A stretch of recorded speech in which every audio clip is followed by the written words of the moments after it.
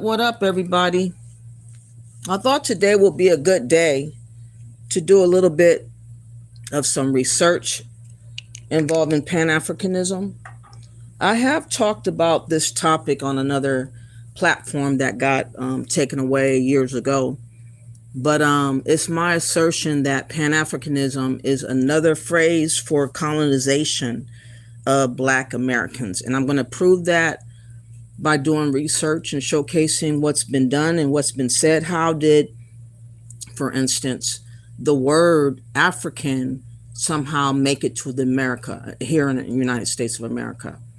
When we do know that back when slaves were sold, they were called Negro, colored, mulatto, and so forth. Never African for a very long time. And then somehow the African term came about in America, and I'm going to discuss, the most prominent ones that were named behind that or led the way to call themselves African, and showcase that basically it was told back when the American colonization was trying to get freed slaves to go to Africa. There was a strong push by the likes of Frederick Douglass and others that said, no, we are native to America. We belong here in America. Our blood, sweat, and tears are here in America. We're multi-raced and so forth and so on. I believe that this was kind of like another attachment to America with Pan-Africanism to pretty much bring about the mindset of colonization of us. And we have it really deep and hard right now in America. It's being pushed all over the place. We have the likes of the Congressional Black Caucus and Democrats and others who are sponsoring in support of us being bothered with Africa via Ghana. Next month, they're going to have some type of gathering to discuss reparations yet again. And it's showcasing to all y'all that are confused that the Democrats are not representing us properly. They have their own mission that they have signed on to without our input and without our consent. The same was done back in the 1700s with the American Colonization Society. So it's very, very, we have to be, in my opinion, very, very careful about who is utilizing our name and who is calling themselves representing us and giving them the power, because basically they're treating us like we're their slaves, like they own us, in my opinion. So let me get to the first video that I really want to showcase, because this is what brought my attention. Let's get to what the Colonization Society was all about, American Colonization Society. And again, a lot of people were fervently against the American Colonization Society.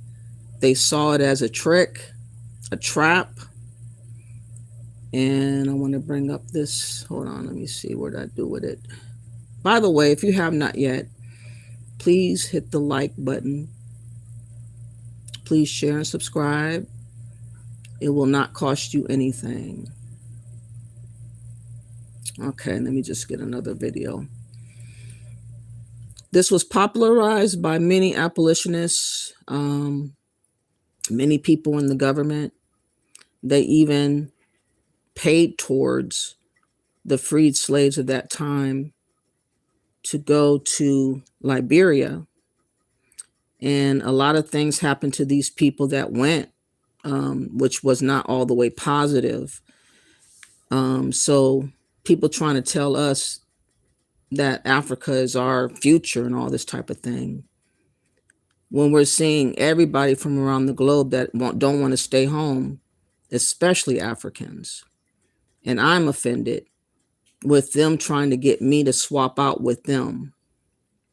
And it's always been a scheme, in my opinion. Hold on. Let me see. Make sure this is the right one. Okay, yes, this is. So let's just take a listen to this real quick, and then we'll get into the specifics of why I brought up this live, why I want us to study and research a little bit, why we're in the middle of what we're into, with many people battling against us about how we do not want to identify as African. This same fight and tug of war happened around the American Colonization Society, literally. People back then in the 1700s, early 1800s, refused to be labeled African because they saw that as a way of uprooting them from America. And we're going to go back to that history. But first, let's listen to the Colonization Society, what it all entailed. We'd like to thank Morgan & Morgan for supporting the people out of the country and send them... Okay, let me start this from the very beginning. American Colonization Society, created by some of the most powerful people in America. Their mission was to get free Black people out of the country and send them anywhere else, like Liberia. This idea was hotly debated. Was it a mass deportation scheme or a new path to freedom? The movement had a truly wild range of supporters, from Black abolitionists to white enslavers to presidents Thomas Jefferson, James Madison, and Abraham Lincoln. Over several decades, public support for the society rose and fell and came roaring back again while everyone argued over colonization and a question we're still fighting about today.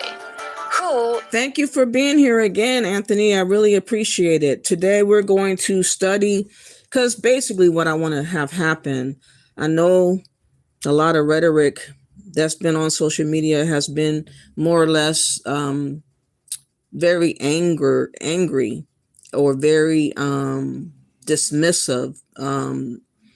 But I want this tone more to be educational, so that anybody that wants to know why Black Americans are not interested in being called African. For one, we're not from there.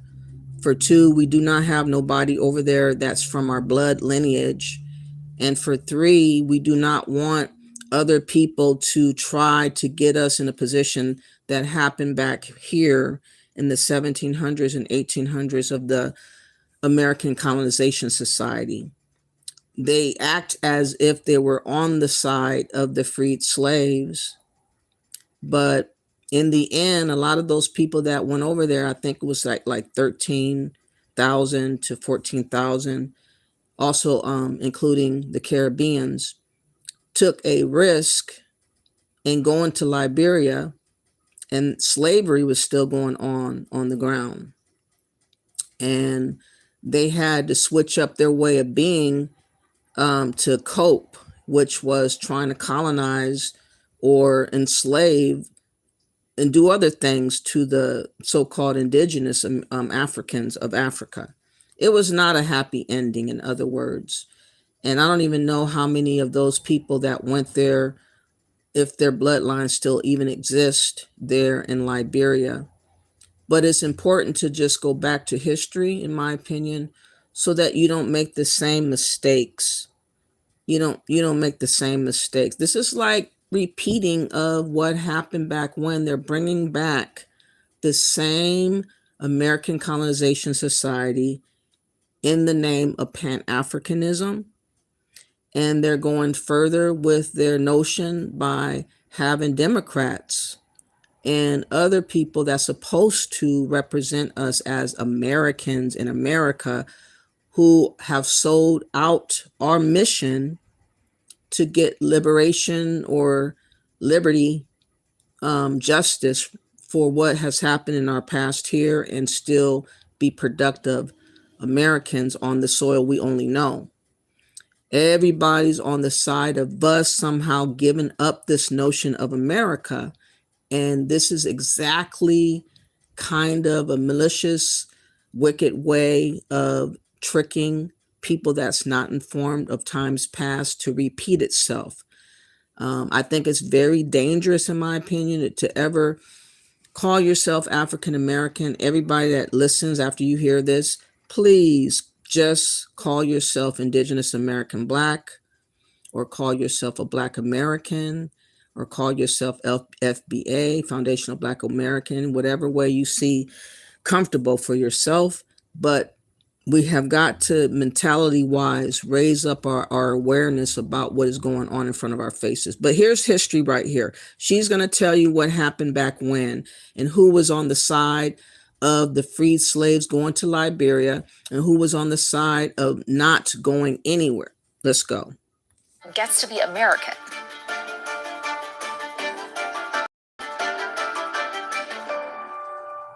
So how did this organization attract both abolitionists and enslavers? Let's take a look at who founded the American Colonization Society, or the ACS, in 1816. These men came from the highest levels of power. They were congressmen, clergymen, a Supreme Court justice, and apparently the lyricist of our national anthem, Francis Scott Key. The ACS founders were very concerned about the rising population of free Black people. Since shortly after the Revolutionary War, this population grew 215%, from 59,000 to 186,000. For comparison, the enslaved population had only increased by 70%, though it was much larger. Most free Black people had either bought their freedom, fought for it through military service, or escaped to the North, where states had abolished slavery. The way to deal with this growing population, according to the ACS, was, quote, to promote and execute a plan for colonizing, with their consent, the free people of color residing in our country. Listen to that again. To promote and execute a plan for colonizing, with their consent, the free people of color residing in our country in Africa, or such other place. And it's the same thing with Pan-Africanism right now. But I believe people are so wicked that they would attempt to think that they could basically force us to deal with Africa against our will. And this is why I'm doing this video, to clap back at that notion. We are not obligated to Africa. We don't owe anybody over there nothing. It is not our duty to save anyone pertaining to whoever comes over here to America or not. As you can tell, in 2026, America is the promised land. And nobody ever imagined that the days that we have right now with deportations and different policies and rules for the green card, traveling, and everything being picked through about fraud and whatnot would ever come to a light. But it has. And in God's way, he is allowing us to know the truth of the matter by not allowing us to blindly follow behind people that want to make Africa a paradise, our home, because he knows ultimately that that will be a dead end for us in mass number. Sure, there might be a few people that can survive if they are retired and they don't allow themselves to be scammed. However, you don't really can prevent yourself from being scammed. I'm sure it does happen more times than not, even if you tried. But only people that are retired are capable actually to go live in Africa and then clock out if they don't like it by coming back to America if they keep their citizenship and stuff like that. But the vast majority of us, we have a higher range of failure than success going to another land where we do not know the people, we do not know the customs, the traditions, the trickeries, the scamming that happens, and other things, jealousy and other things that would befall us. We're going to look back to see what happened to those people that went to Liberia. I'm hoping to find a video to talk about it specifically, to reiterate the fact that Africa just is not, nothing is green on the other side. In other words, nothing is greener on the other side. Africa, or such other places as Congress shall deem most expedient. End quote. The ACS pitched this to potential white members, and it resonated across party lines. Even respected Black abolitionists like wealthy businessman James Fortin and Minister Richard Allen offered their cautious support. However, ACS member support was subject to... Now, this Allen character that she mentioned, his name is Richard Allen. He is the one that came up with usage of African on his church. Let me go back. I wanted to read a couple of things to y'all before I get deep into this, because I had asked about this Richard Allen. Basically, Richard Allen was for labeling us African.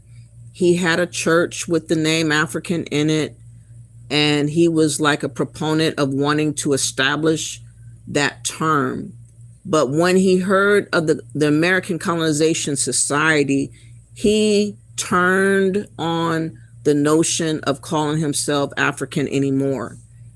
He basically said we are Native American because he's seen the scheme of what they were trying to pull back when.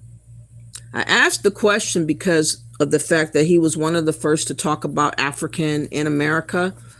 I said on AI, where did Richard Allen get the word African? Because we were called back then Negro, colored, mulatto, or freedman. I said, it seems to me African is a colonized word from colonizers of Africa. Africa has not been called Africa originally.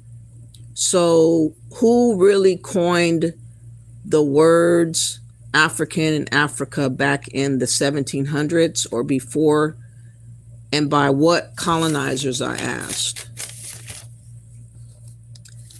Believe it or not, they're saying that an anonymous writer back in 1782 that's unknown as to who is the author had claimed that he signed his name on a document declaring himself as being African American, and nobody knows the name of it. But this person wrote a sermon of the capture of Lord Cornwallis, which is odd. He wrote a 16-page political sermon titled A Sermon of the Capture of Lord Cornwallis. And he did not bother to put his name, but it mysteriously was signed African American, believe it or not.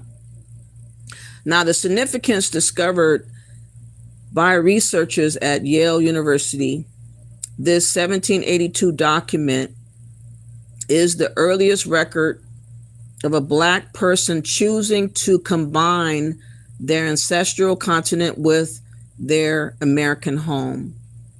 It would have been very nice to know who this author was. If I was to try to figure out, let me see if there is anything mentioning this document or sermon that he mentioned. Again, an unidentified person wrote a sermon and signed it African American in 1782.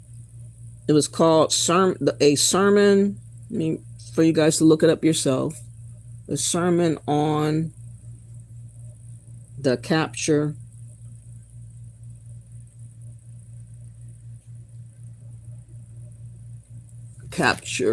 of Lord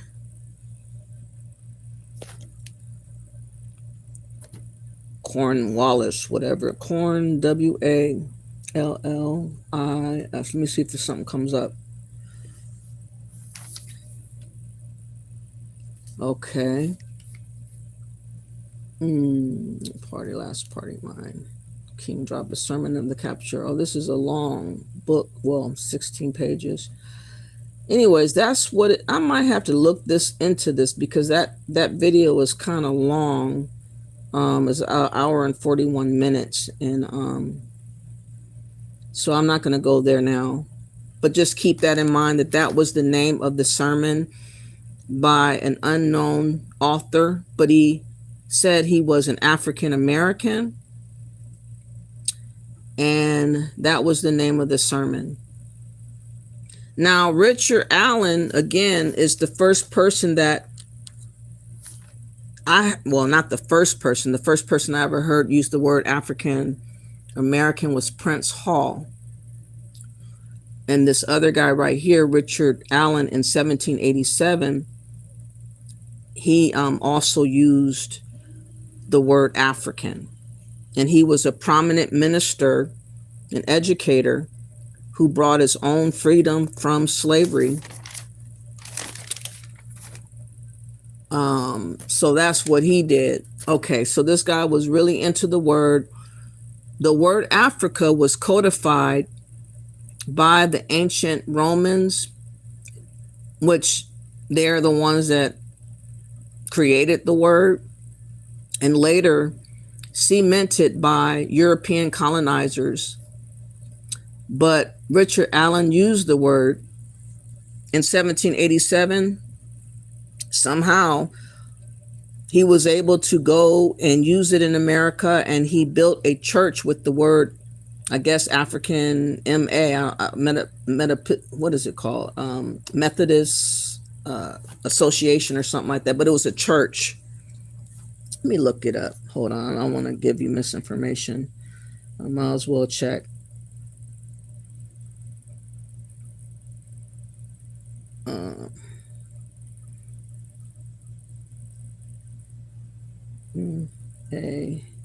M-A.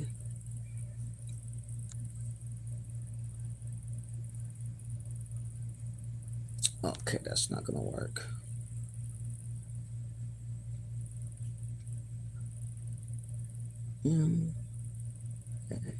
Church stands for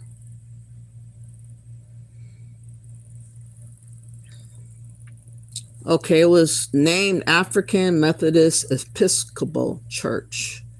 That's what he named it. Again, it came out of the blue. I believe by somebody that was colonized over there in the continent or the Caribbean. Somehow, this guy that freed himself from slavery was able to name his church African Methodist Episcopal.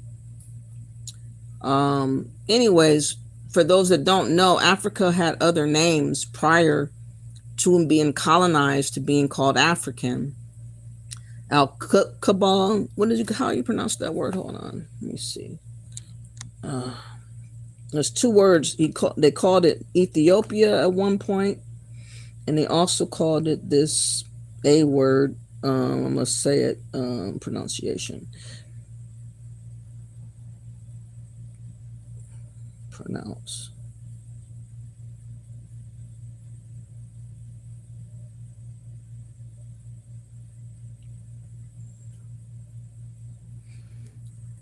Okay. This is not working out. Okay, here we go.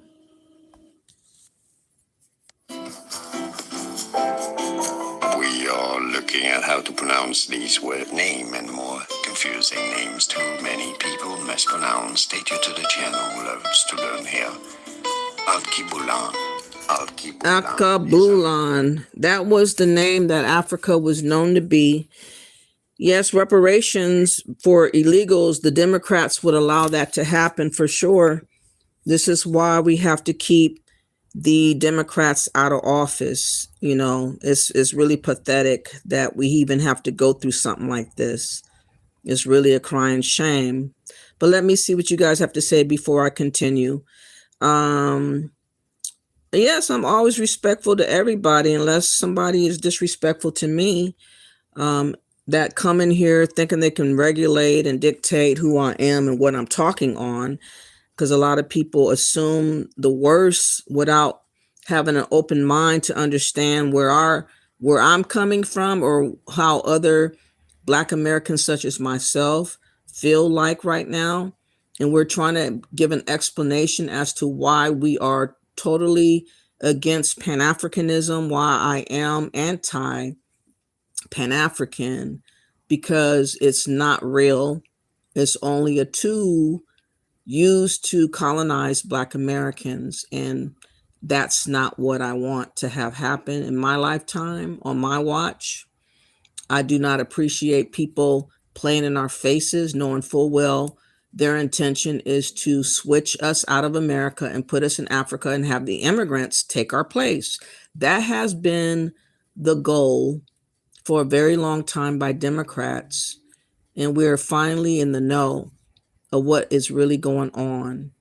And this is why Democrats should not be supported, because they are doing everything opposite of our survival here in America.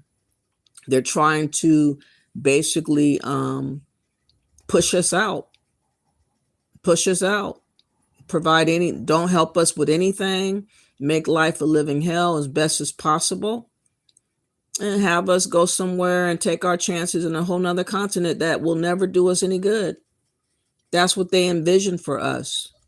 It's people like me that can discern stuff, and I'm just trying to alert anyone that's believing into the lie of unity and this notion of Pan-Africanism when everybody's fighting to be here in America literally right now. This is like everybody's going hardcore trying to stay here in America, using our marches, our history, going over old bridges that we used to march over. I mean, mimicking us to the T.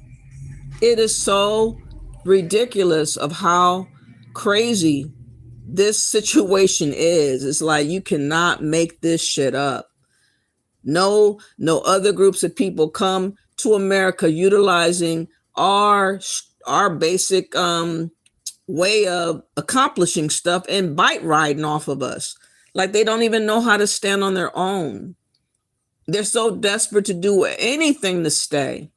But they still pump this Pan-African bullshit to us. It's like, give me a break. Anyways, you said it sure isn't greener on the other side. I know from experience living in Colombia. I already know. And not only that, we would be massively outnumbered. At any drop of a dime, these people could put on fire like they do their own, and other Africans put their businesses on fire, put their houses on fire. There ain't no consequences like the consequences you get over here in America.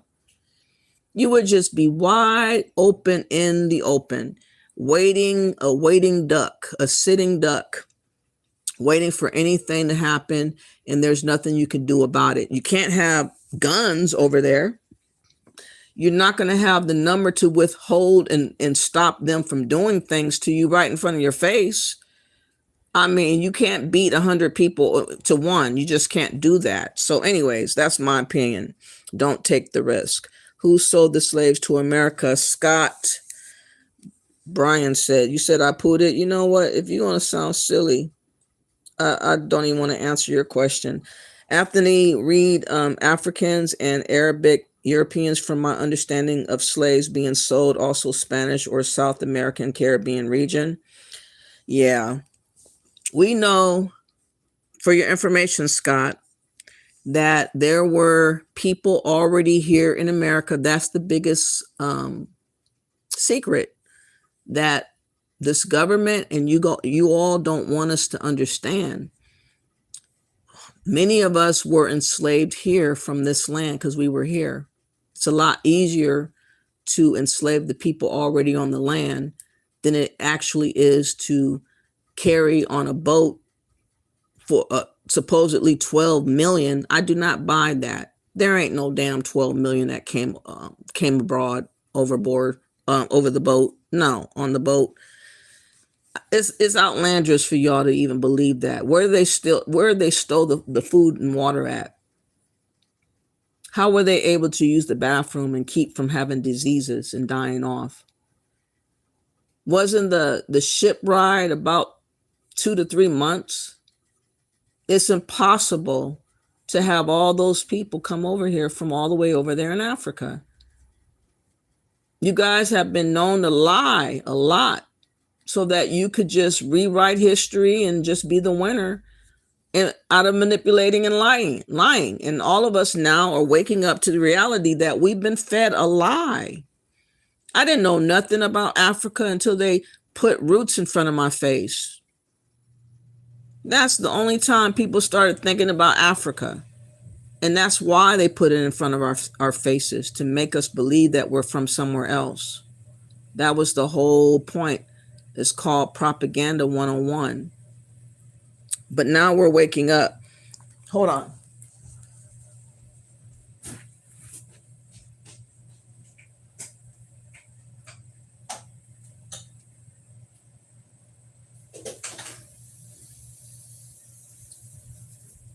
I'm making a roast, y'all. I felt like I needed to turn it off before I burn it. Anyway, where was I? All right. You said, reparations for illegals if the Democrats have it their way. You're right. If they have it their way, that's exactly what would happen. So now let me get back to this guy named Richard. I really want to talk about what really happened back when.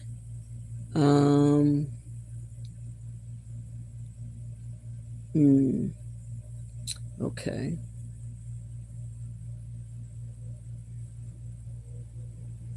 Okay, here we go. His name was Bishop Richard Allen.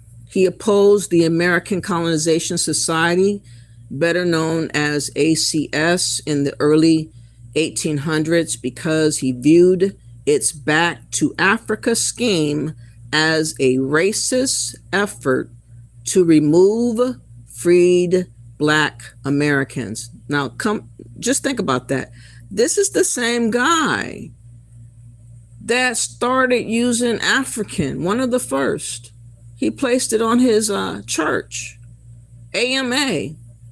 And this is the same man after seeing what he was understanding, how they were using the word African to mean that we're not of the soil and that they needed to go back to a place called Africa. He wised up and said, oh, hell no. I'm against this bullshit. Don't call me African no more. He argued that Black people had built the United States with their blood and tears, and he believed their rightful place was here, fighting for equal rights and total abolition. His specific objections to the ACS included protecting the abolitionist movement. Allen and other Black church leaders feared that if freed Black Americans were deported to West Africa, there would be no one left in the United States to advocate for the enslaved by getting rid of free Black citizens who inspired rebellion. Also, Deep Roots in America and Against African Colonization, published in 1827. Against African Colonization, published in 1827, Allen argued that America was the rightful mother country for Black Americans. He also argued that it was illogical to send uneducated and impoverished newly freed people to colonize foreign lands when they had a right to justice here. Another point brought up, solidarity with the enslaved. Allen vehemently refused to separate the destiny of the free Black Americans from those still in bondage. He famously stated, "We will never separate ourselves voluntarily from the saved population in this country. They are our brethren, and we feel there is more virtue in suffering with them than fancied advantage for a season." Allen's fierce opposition to the ACS sparked grassroots activism.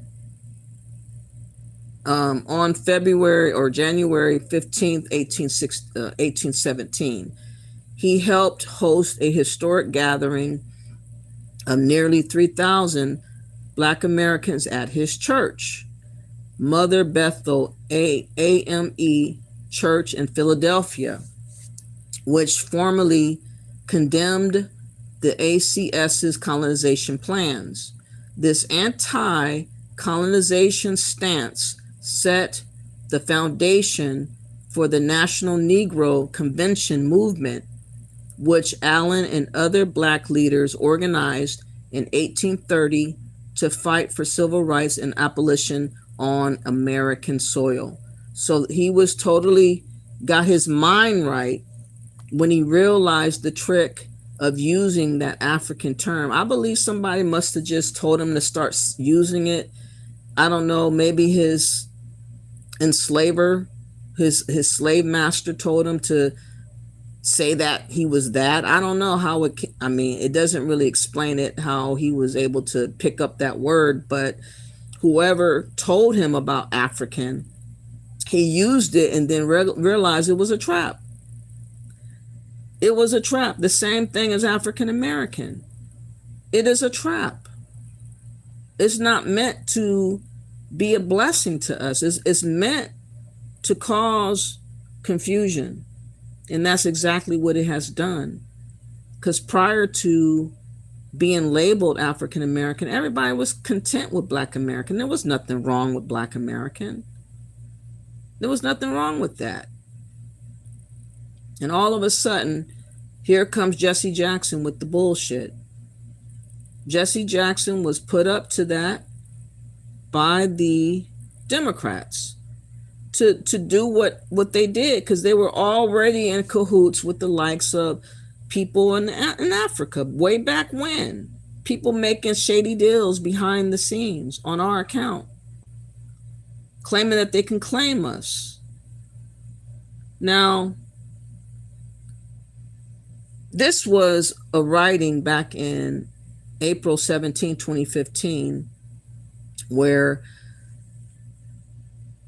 African Americans is labeled I don't like using African American though, but it says African America's first protest meeting, Black Philadelphians reject the American Colonization Society plans for their resettlement.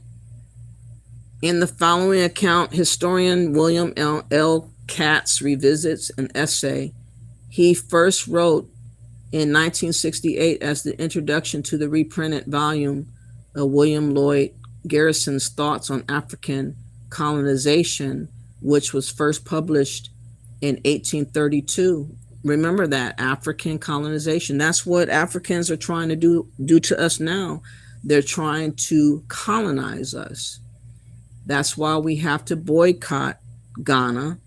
We have to boycott dealing with them at the essence and everything else. Anything that they're trying to put their hands on, trying to combine themselves with us, we need to leave that shit alone. For real, let it fail. Let it fail. If it's not by us, for us, let it fail, in my opinion. Now, this was the Thoughts on African Colonization, which was first published in 1832.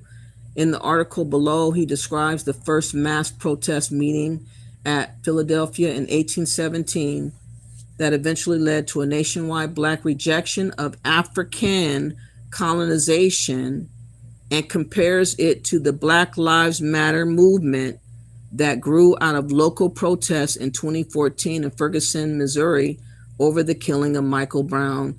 Katz notes that in both Ferguson and Philadelphia nearly 2 centuries earlier, a grassroots protest arose, which became so powerful that established African American leaders were compelled to join and support it.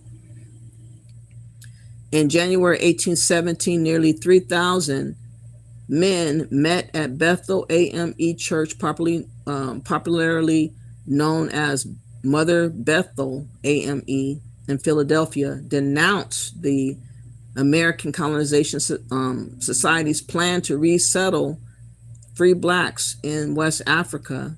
This gathering was the first Black mass protest meeting in the United States. The Black leaders who summoned the men to the church endorsed the ACS scheme and fully expected the Black men who gathered there to follow their leadership. Instead, they rejected the scheme and forced the Black leaders to embrace their position. So they thought they had it in the palm of their hands. They had these people all hemmed up in the church. They try to use Jedi tricks on these people, and they knew better. And that's where we are right now in 2026. Literally, we see the writing on the wall with what Ghana is calling themselves trying to do. We see the writing on the wall of what globalists and Pan-Africans are trying to do. And we're rejecting that again. It's not xenophobic. We just don't want our history and our name to be bastardized to the point where people from other places are trying to claim us as property. We're saying, no, we're not allowing nobody in Africa to claim us like property.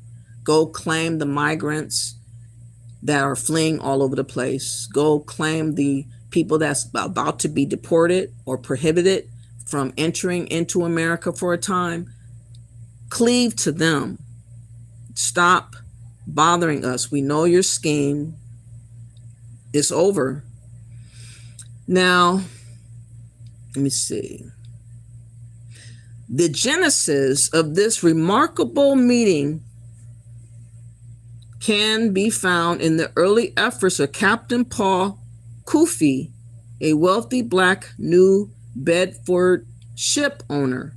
After an 1811 visit to the British colony of Sierra Leone, which had been established to receive free Blacks and later recaptives, Blacks freed by the British Navy from slaving vessels taking them from Africa to the New World, Kofi envisioned a similar colony for African Americans somewhere in West Africa. To promote his vision, Kofi, at great financial loss, brought 38 black volunteer settlers from the United States to Sierra Leone in 1815. He was only able to get 38 people. Think about that. 38 people volunteered, listened to this clown, Captain Paul Cuffey, and went to settle over there in West Africa in Sierra Leone in 1815. Only 38. Okay, it was not a very popular move for us to go. So all these people in our faces all the time talking about Pan-Africanism. You do the Pan-Africanism. Let us watch you do the Pan-Africanism. Let's watch you move over there to Africa. Stop telling us about it. Stop moving over here to America and telling us all about Pan-Africanism. Stop sitting your ass in the UK, Canada, or wherever the hell you are, telling us to go to Africa. You go, okay? Because we're not going. Now, when he returned to the United States with news of the resettlement, he persuaded many of the most influential black leaders of the era to support him in transporting larger numbers to a yet to be determined colony on the West African coast. Reverend Peter Williams of New York, Reverend Daniel Coker in Baltimore, and James Fortin, Bishop Richard Allen, Reverend Absalom Jones, all of Philadelphia, who were the most important leaders of that time in the United States, enthusiastically endorsed that plan. Given the dire situation faced by free blacks in North during that era, their endorsement was understandable. The vote was denied to all but a handful of black men. No black women could vote at the time. Black workers were limited in the occupations they could pursue on the wages that they received. In Philadelphia, New York, Boston, and other northern cities, they were subject to attack by white mobs and to the ever-present threat of slave catchers who kidnapped fugitive slaves and, on occasion, those who had never been enslaved. Thus, to many leaders in the free North, colonization seemed an attractive option. At the same time, Cuffey was recruiting black leaders to endorse his resettlement scheme. Reverend Robert Finley, the white minister of Presbyterian, I forgot how to pronounce that word, a church, is in Basking Ridge, New Jersey, began what appeared to be a parallel plan for African American colonization in West Africa, enlisting the support of prominent politicians, including the President James Madison.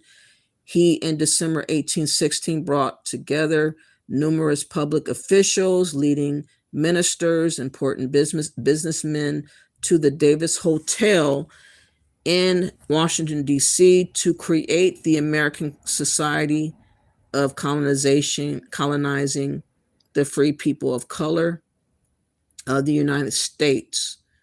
The organization soon became popularly known as American Colonization Society, with Bushrod Washington, the nephew of President George Washington, as its first president.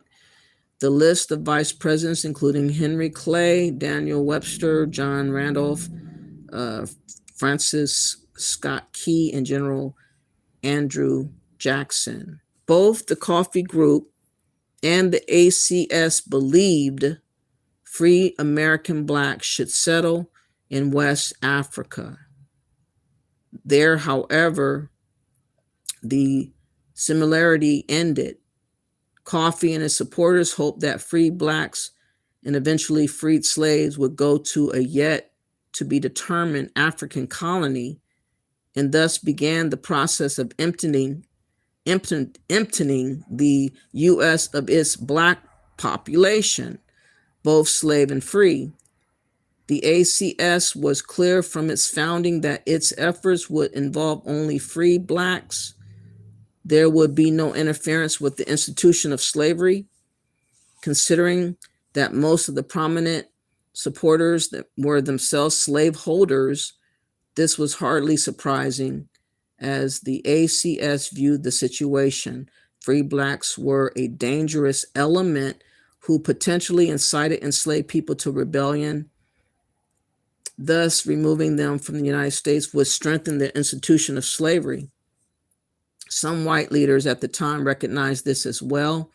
The editor of New York Carrier, writing in mock Negro dialect, suggested that if colonization was such a fine idea, why didn't Henry Clay return to England? He then suggested that African Americans remain in the United States while whites sailed to Africa, and proposed that blacks form an organization to facilitate the white exodus. Now that's interesting. He then suggested that African Americans remain in the United States while whites sailed to Africa, and proposed that blacks form an organization to facilitate the white exodus. Wow. In this highly charged atmosphere, Reverend Finley met with Paul Coffey and other black leaders to get their endorsement of ACS colonization plan. During an hour-long meeting, Finley received the blessing of Bishop Allen, James Forten, and Reverend Absalom Jones, whose church was the venue for the gathering. Reverend Finley, who later wrote about the meeting, recalled the comment of Bishop Allen.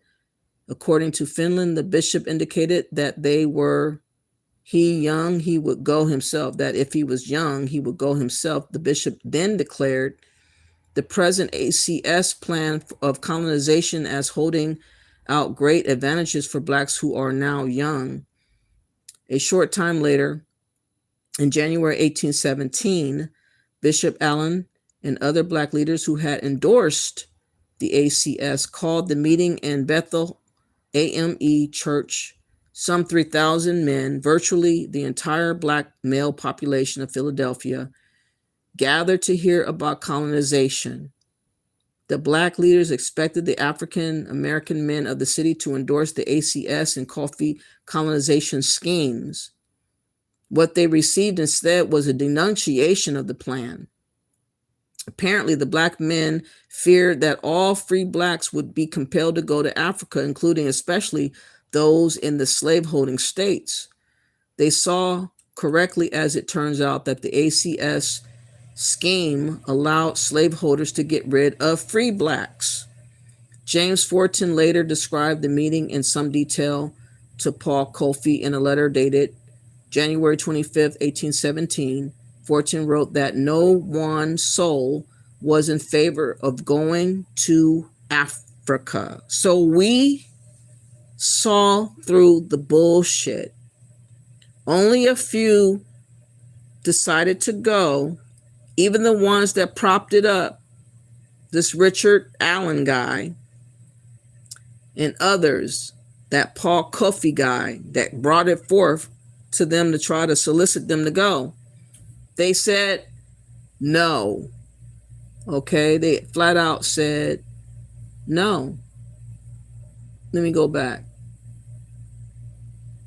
It said Forten wrote that not one soul was in favor of going to Africa. Forten then added that although he personally believed that they will never become a people until they come out from amongst the white people, he nonetheless concluded that since the overwhelming majority of men were opposed to colonization, he and the other leaders would remain silent.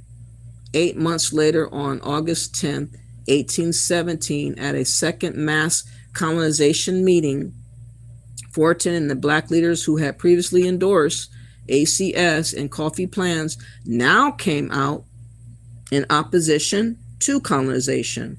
They remained publicly opposed for the rest of their lives. Okay?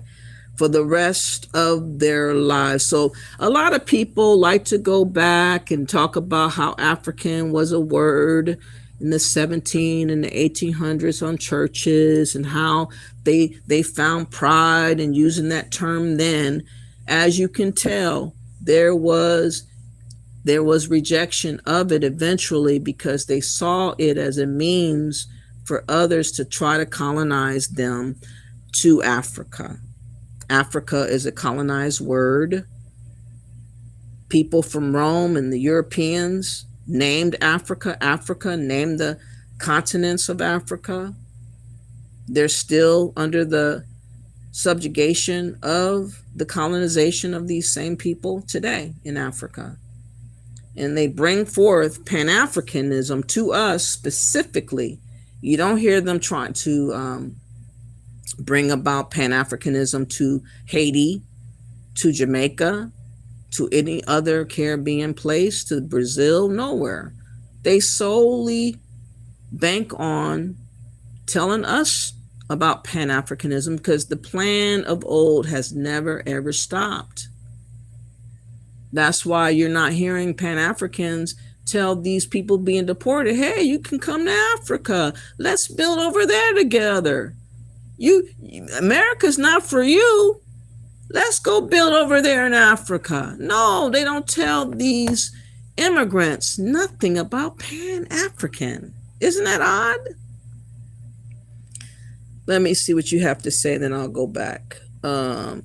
You said, I feel that FBA needs leaders and to police their own in bad neighborhoods, start businesses, and get rid of the gangs Hollywood gives a bad influence to young people. You know that's right, Anthony. That's definitely the truth. But I feel like Trump is going to start going to those neighborhoods, though, because they're like holding us hostage, I would say, with all the unalivings that can happen if you do try to correct what's wrong with your community. People that are wicked and only see greed and money, and they want to have a big ego about themselves, would never allow us to make a point of clearing out the bad, telling the drugs to stop, the guns from being used, and just stupidity happening all over. Unfortunately, it's going to have to be forced upon the community to get and root out the riffraff.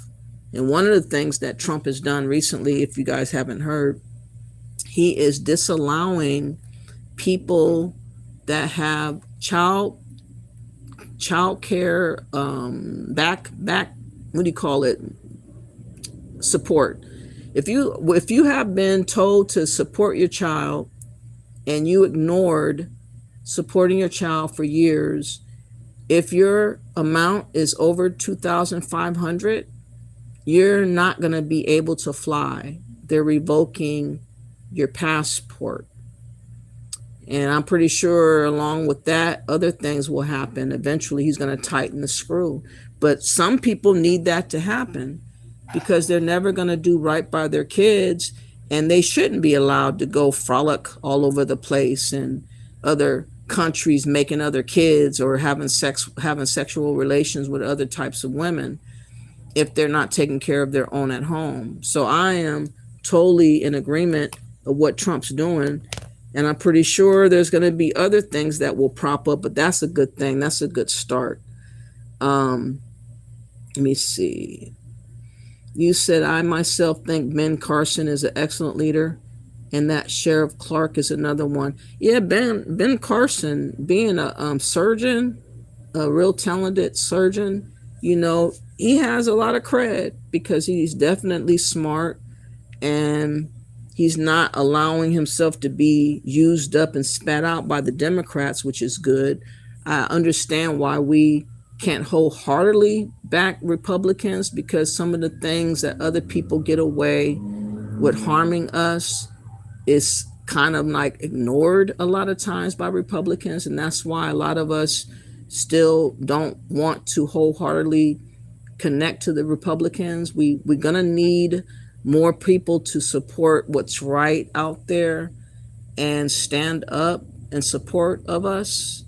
There's some people here and there that will say stuff that's good and beneficial for Black folks. In fact, let me play this video while I'm thinking about it. Actually, on Mouthy Megan, she has this video that really was shocking to me. It was a white guy that actually stood up on the streets with a sign declaring how he wants Black Americans, the only ones to be spared, the only ones that need to stay here and whatnot. Look at this. This was shocking. Shout out to Mouthy Megan. I hope one day you will come back live on YouTube. Right there. But this is our way of protesting. I'm allowed to do this. I ain't hurting nobody. I'd like someone to show me where I'm wrong. I'd like to talk to some people about some ideas that I got to make this a better country. You know, we've been fighting Iran for 47 years. All this shit, we're going to blame it on one man's 5 years of political involvement. How old are you? 26. Out of 26 years alive, hasn't the government been shitting on Americans, shitting on blacks the most for generations? And my husband's Black. And your husband's Black. Oh, that's great. Why are we giving his freedoms and equalities away to non-Americans before we apply them to him and his family first? You got children?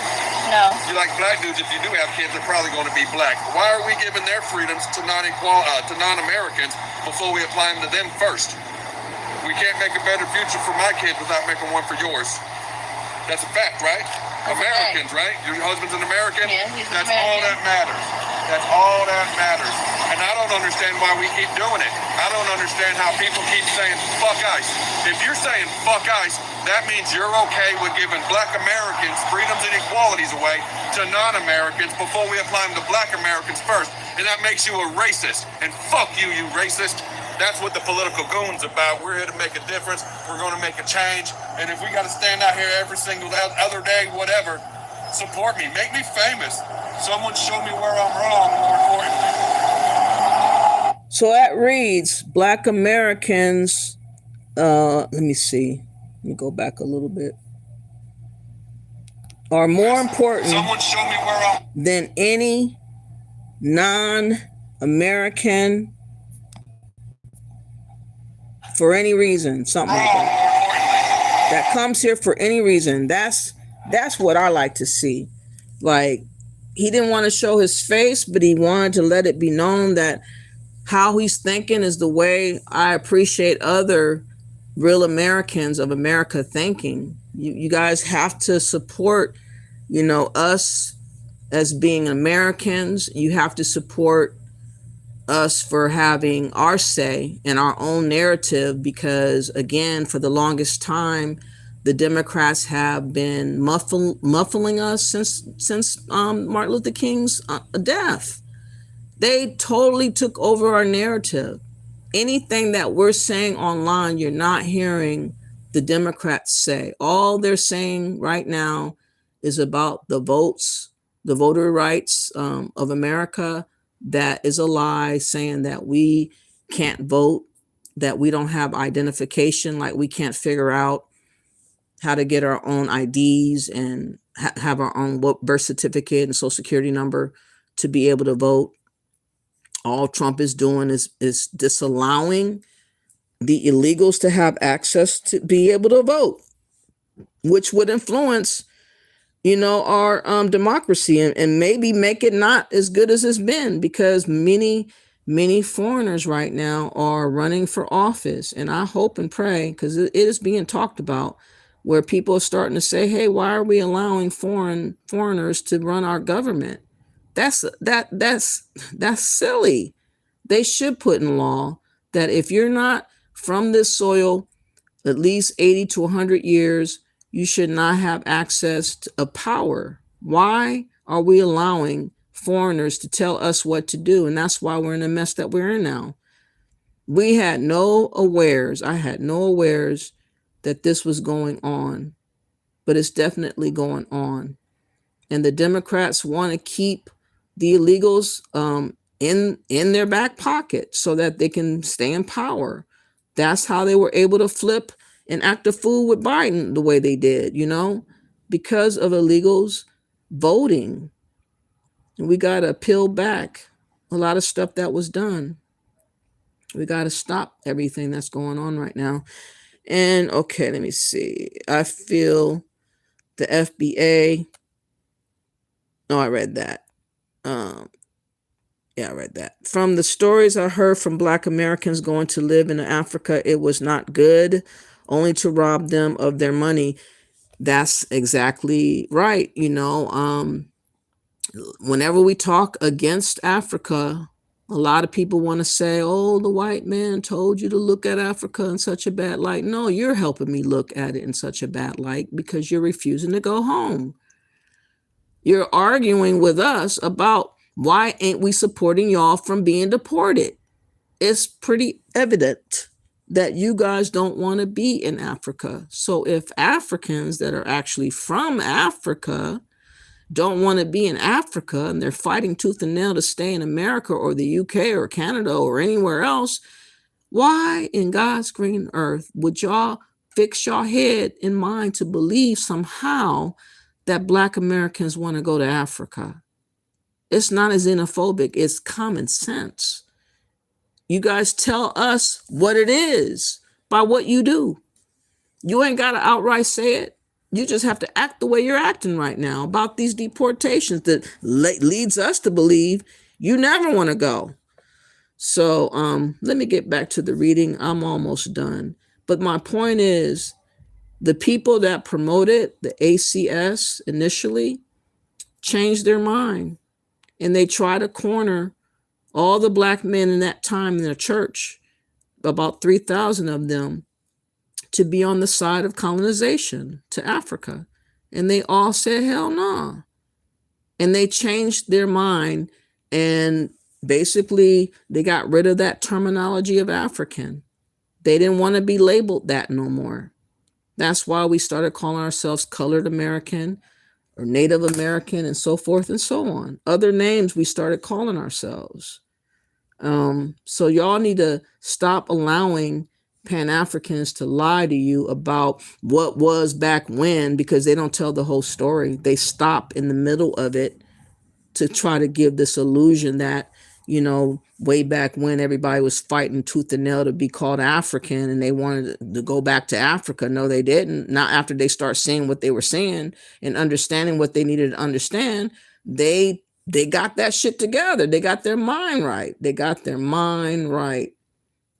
So where was I?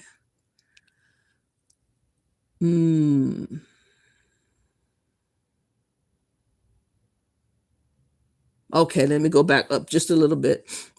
Fortin wrote that not one soul was in favor of going to Africa. Fortin then added that although he personally believed that they will never become a people until they come out from amongst the white people, he nonetheless concluded that since the overwhelming majority of men were opposed to colonization, he and the other leaders would remain silent.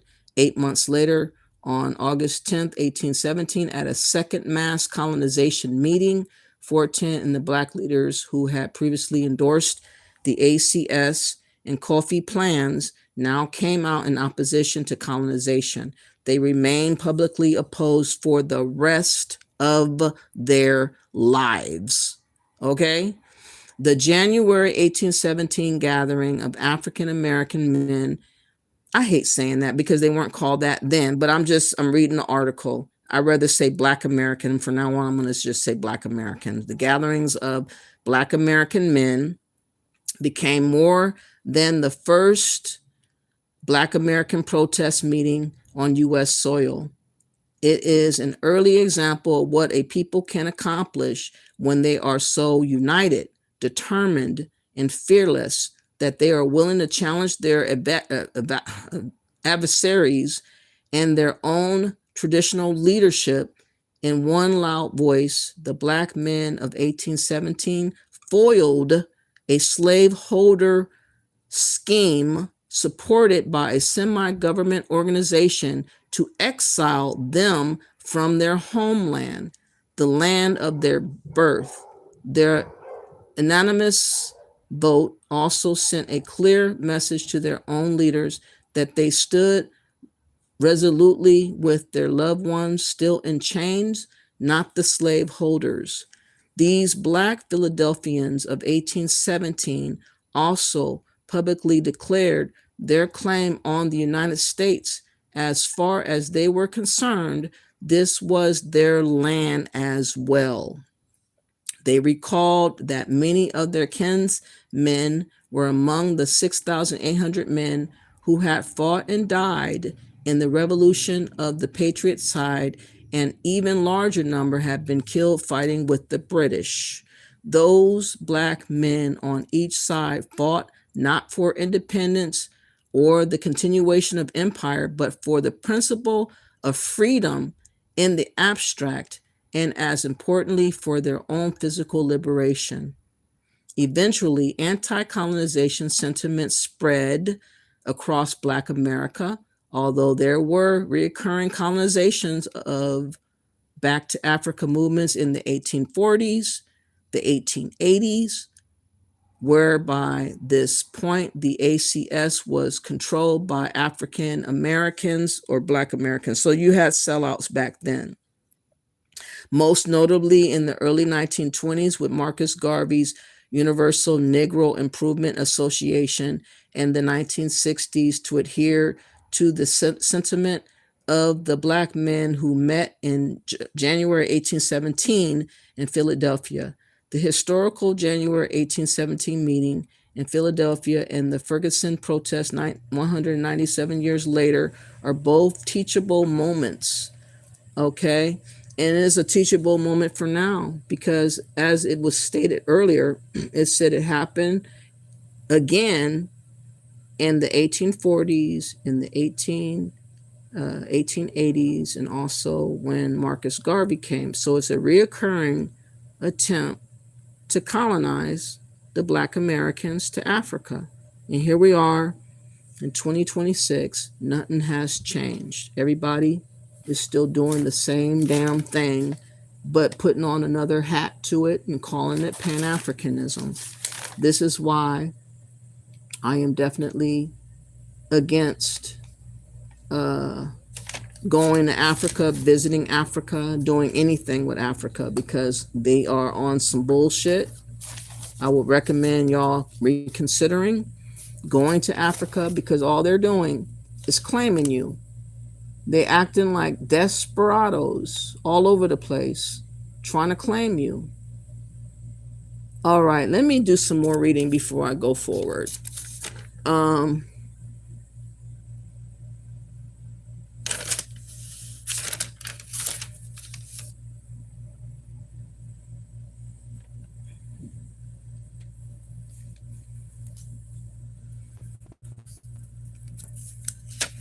I pretty much said that again. All right, I won't bore you. Let me get to another one. Something else I wanted to read. Yeah, so I just want people to understand, when people talk about Pan-Africanism to you, it is colonization, the American colonization made over. Just calling it a new name. That's all it is. It is not meant for unity, because it's not nowhere found of unity. And they don't practice this in Africa. Go look at South Africa. Go look at Nigeria. Go look at Ghana. They only talk this bullshit of unity and we all the same to us, because they want to colonize us, and we're not going to allow that to happen. Leave us the fuck alone. Now, for those that always say that Trump is only deporting melanated people, I did find some article from CT Post News of a Romanian man. He was caught with fake IDs in Manchester, illegally entered US, Fed said. Okay, so they got a hold of this character. Let me see, I'm gonna play this.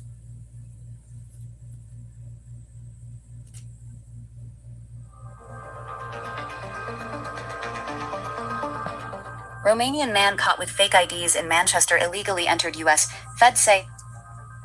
Written by Richard Chumney. This article is being read by Needed Voice, generated by Everlit. Hartford. A Romanian man who was arrested last month in Manchester with a pair of forged international licenses has been charged with illegally re-entering the United States after being deported, prosecutors said. Ioan Rostas, 36, was taken into custody by federal immigration officials after the arrest and appeared in Hartford Federal Court Thursday, according to David X. Sullivan, U.S. Attorney for the District of Connecticut. Sullivan said Rostas was facing immigration removal proceedings in New York when he absconded from an alternative detention program in March 2023. He said the man was later ordered removed to Romania in absentia. Sullivan said Rostas remained free until October of that year when he was apprehended by law enforcement in Berkeley County, West Virginia, for using a false identity and obstructing an officer. He was deported the next month. However, Rostas returned to the country and was arrested on April 26th in Manchester after police spotted him sitting in a parked vehicle that law enforcement in Georgia had been seeking in connection to retail thefts along the East Coast, Sullivan said. Sullivan said Rostas initially provided an officer with a forged international license with someone else's name. He said officers then searched the car and found a second forged international license, a large amount of new clothing with security devices still attached, and 10 bottles of perfume with tester stickers. Rostas was charged with state forgery, larceny, interfering with an officer, and criminal impersonation offenses, Sullivan said. He was later released on bond and turned over to ICE in Hartford, pursuant to a detainer order, officials said. Sullivan said Rostas faces up to 2 years in prison, if convicted. So don't think for a moment that all white folks that are illegals are not getting deported. They're getting all of them up out of here. Which brings me back to my point. Man, I made some bomb roast, y'all. Y'all would not believe it. Oh my God, it's so good. I'm going to make some bomb tacos from it, y'all. I'm not playing with dinner. Anyways, let me go back.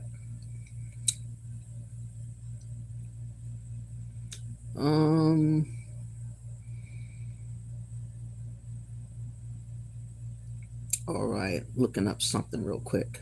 There's a couple of articles I saved that I really wanted to go over. Again, for those whoever bring up Pan-Africanism, just tell them about the American Colonization Society and let them know that you know what it's all about and you're not interested. You're not going to allow yourself to be colonized to Africa. But we do definitely have to watch Ghana because they are in cahoots with everybody in our government, our so-called representatives. They are not for us. They're about trying to get us to leave while they stay their asses here in America, the first generation, like that Yvette Clark. She's not a Black American. And she's on the committee of the Congressional Black Caucus talking about us going to Africa and dealing with Africa, helping to build up Africa. All these plans they made for us. The nerve of these people. Okay. So, all right. So in addition, I think what Trump's doing to make sure, in case his Supreme Court of the birthright citizenship doesn't pan out the way it should, he's definitely allowing other policies and pushes to take effect so that he can get as many off the streets. Back in May 8th on CBS News, Trump administration ramps up denaturalization campaign targeting U.S. citizens accused of crimes, fraud, and terrorism. So it says on Friday, this was announced back then, major expansion of its denaturalization campaign targeting foreign-born American citizens accused of fraudulently obtaining U.S. citizenship. The Justice Department unveiled denationalization cases in federal courts across the country against roughly a dozen U.S. citizens born overseas. Officials said they had committed serious crimes or immigration fraud or had ties to terrorism. The announcement represents a dramatic increase in the federal government's use of denaturalization, a lengthy and complicated legal procedure that has rarely been invoked by prior administrations. Between 1990 and 2017, for example, the U.S. government filed just over 300 denaturalization cases, or an average of 11 per year. So he's ratcheting up all that. Now I want to try to find a video, if I can, about what happened to those people that did go to Liberia and Sierra Leone. If there is a story to help us understand why it's not a blessing for you to think that Africa is a good place for you. So I'm gonna put down what happened to the freed slaves who went to Liberia. And by the way, there's a lot of Liberians I have heard online who's calling themselves trying to claim Black Americans as their relatives and ancestors and all that bull. The only people that you are able to claim are the ones that actually made it to Sierra Leone and Liberia.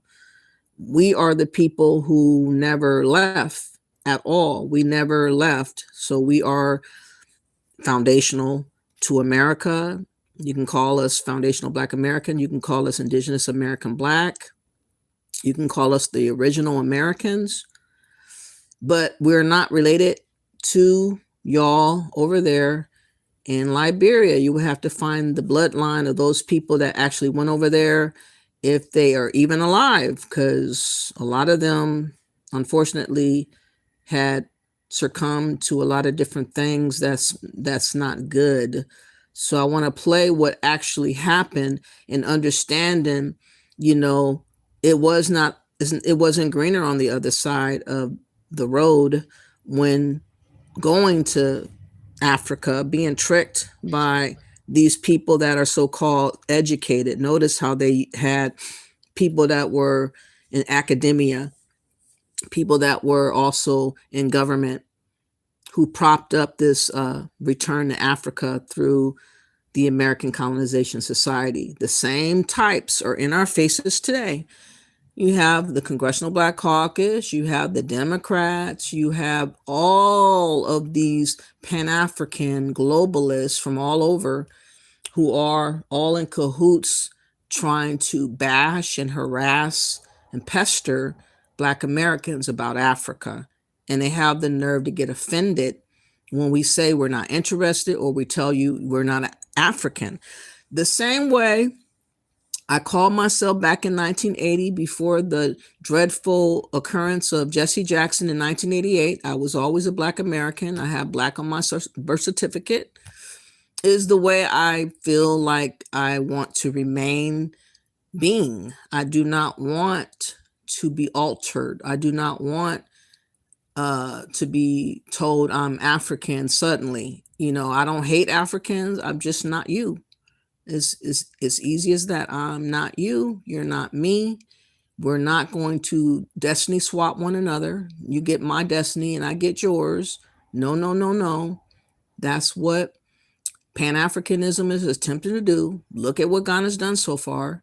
I was the first person who called out Ghana back in 2019 for the year of return. I called them out. I said there's something else that's going under all this greeting and invitation and getting along. No, they're doing it for a bigger long-term play. And all of you guys that have fallen for their invitation, you're going to look foolish before it's all said and done. And you're going to end up doing and talking as I'm talking eventually. But let's get to the story. The untold story in history of Back to African movement. Liberia, and Sierra Leone. Again, we're not related to these people whatsoever because my people never left. Okay, you can't claim us. You only can claim the ones that left and survived, their lineage, their offspring. You can't come back to America talking about, I'm your people too. No, no, no, no, no. You're not related to me. The colonization and back to Africa movements of the 19th century represent a significant chapter in the history of the African diaspora and the global struggle for freedom and identity. These movements primarily focused on the establishment of colonies for freed slaves in Africa, most notably Liberia and Sierra Leone. The motivations behind these initiatives were multifaceted, encompassing humanitarian, political, and economic dimensions. The settlers who ventured to these new lands faced both significant successes and formidable challenges as they sought to build new lives far from the oppression they had known. One of the primary motivations behind the Back to Africa movements was a humanitarian and moral impulse to address the injustices of slavery. Many abolitionists in the United States and Britain believed that resettling freed slaves in Africa would offer them a chance to live free from racial discrimination and social marginalization. This perspective was influenced by a paternalistic view that Africans and African Americans could not fully integrate into white-dominated societies and would be better off in their ancestral homeland.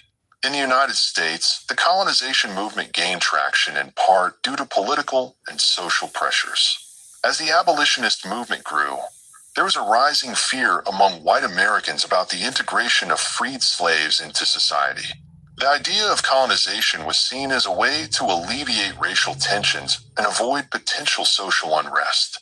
Organizations like the American Colonization Society, ACS, founded in 1816, played a crucial role in promoting this idea, advocating for the establishment of a colony in Africa where freed African Americans could resettle.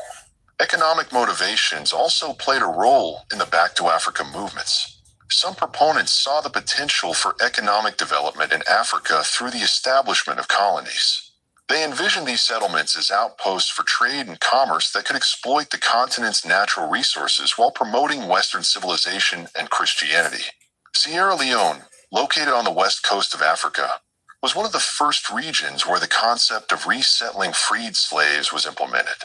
In 1787, the British established the province of Freedom near present-day Freetown, intended to be a settlement for freed African slaves and black loyalists who had supported the British during the American Revolutionary War. This initial settlement faced numerous challenges, including high mortality rates due to disease, conflicts with indigenous populations, and difficulties in establishing a stable economy. In 1792, a more significant effort was made with the arrival of over 1,100 black loyalists from Nova Scotia. These settlers laid the foundations for what would become Freetown, a thriving hub for freed slaves and a symbol of black autonomy and self-governance.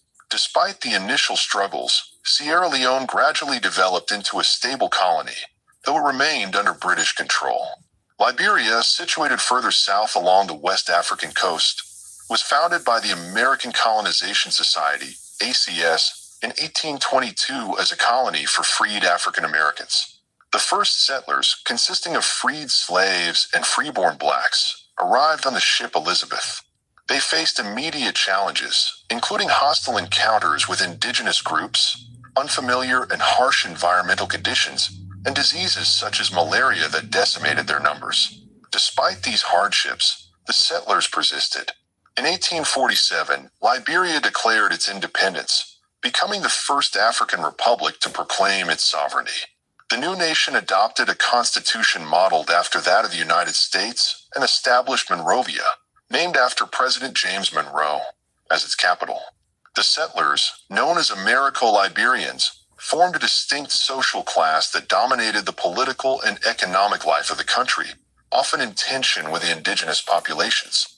The establishment of Liberia and the development of free... And there will always be tensions for anyone in mass number go to a particular country in Africa. There's going to be issues. Look at how the Nigerians are being treated in Ghana. Look at how Nigerians are treated in South Africa.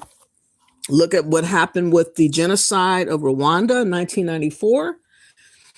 Think about how quick things change when you pretty much go and take a gamble um, with your life, going to a whole nother continent or country that you are not knowing anything about the people. You don't know what they're capable of. You don't know what they do in times of trouble or struggle.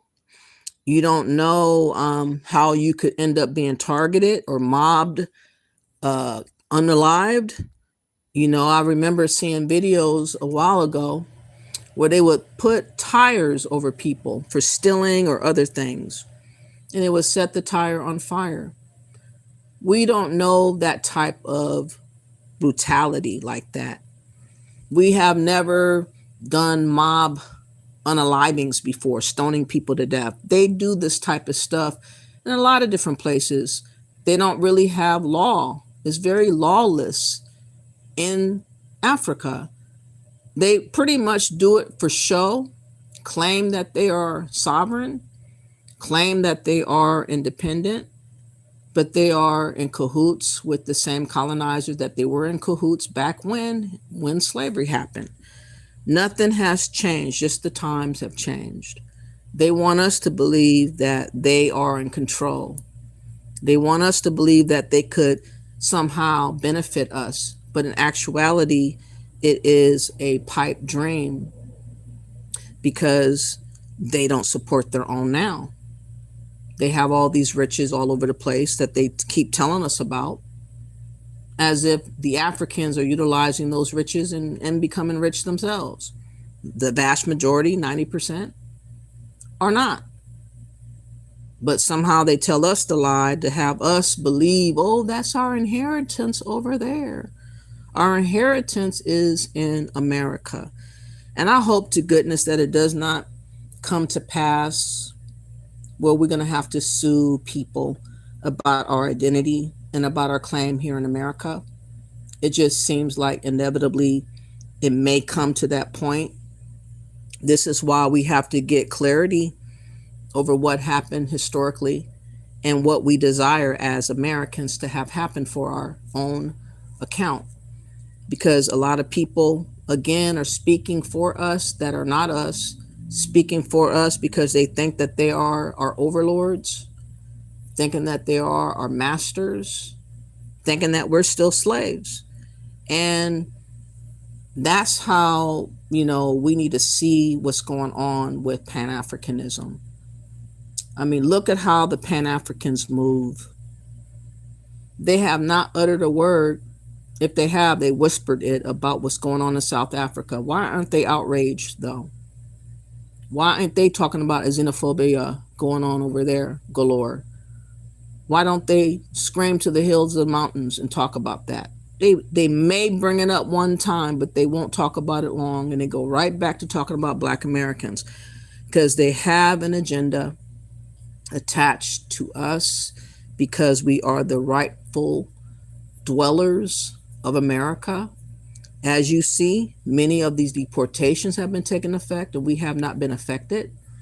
Don't you know that people are jealous and upset that we are not being deported? I believe that most people that voted for Trump had this thought that we were going to be deported. They thought that they were going to finally get us gone, and they didn't recognize the Constitution. They didn't know the history or care to know because nobody ever cared. All these people that came over here were all takers. They were all making their own, carving out their own enclaves, making their own businesses, funneling money back to their homelands. A lot of them were scamming and scheming the system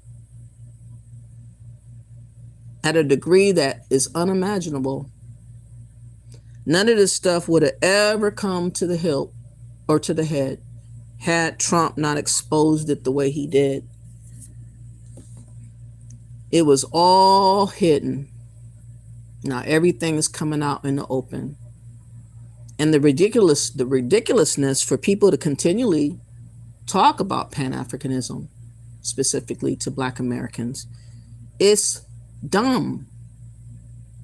It is retarded. Again, there's far many people that's in jeopardy of deportations, having issues with their green card, having issues with their visa, having issues even coming to visit America or go to college or whatever. Where's all that spirited talk of Pan-Africanism to them? Why don't y'all tell them, hey, let's come over here and help us build? Nobody has ever uttered those words. Not once. Not once. What about the Africans that have been here in America or all over for 30, 40 years and have engineering degrees or doctors, surgeons, lawyers? Why aren't they harped upon going back to Africa? Because the promised land is America. Everybody sees it. Everybody want to be touched by the blessing of America, of the sacrifice of what Black Americans have done. And they would like us to go now and be replaced and traded places with the immigrants. And you know, because all they have for us is this fake unity talk and Pan-African talk, which flops because it's not real. Because if it was real, everybody else right now will be talking to all these people being deported, the Haitians, and all these other people having issues with TPS and all of that, to have them go back to Africa. But you guys won't say that. You won't say nothing. So we know now we are the targeted group. And we're letting you know we know what's up. We're not falling for the colonization society plan of today called Pan-Africanism. We know that you guys want to destiny swap us out. And I want us to understand eventually we might have to take the Democrats or somebody to court, because they are definitely slandering our names, slandering what we want. They're acting as if we all want to be going to Africa and claiming Africa. No. You guys are acting. You're actors. You're facilitating a lie. There's a very, very minute few of people that believe in going to Africa because they are slow, okay? They don't see a clear picture, all right? Or they're being paid very well to go against us. That's why we get all the arguments. That's why everybody's saying, why are you calling yourself America? Because I've been calling myself American. Are you dumb? I'm not going to stop calling myself American because you showed up from another place. The fuck? These people are crazy. But let's get back to this. Town in Sierra Leone marked significant achievements in the context of the African diaspora. These colonies provided a rare opportunity for people of African descent to govern themselves and establish societies free from European or American. You see how they try to make it sound so nice? This video was, let me see, the untold history of Back to Africa movements, Liberia and Sierra Leone's struggle for freedom.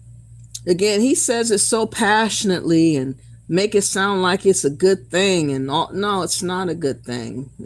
Nobody wants to be colonized. Nobody cares to be colonized. Okay, let's find a better video. See if they're gonna tell the real.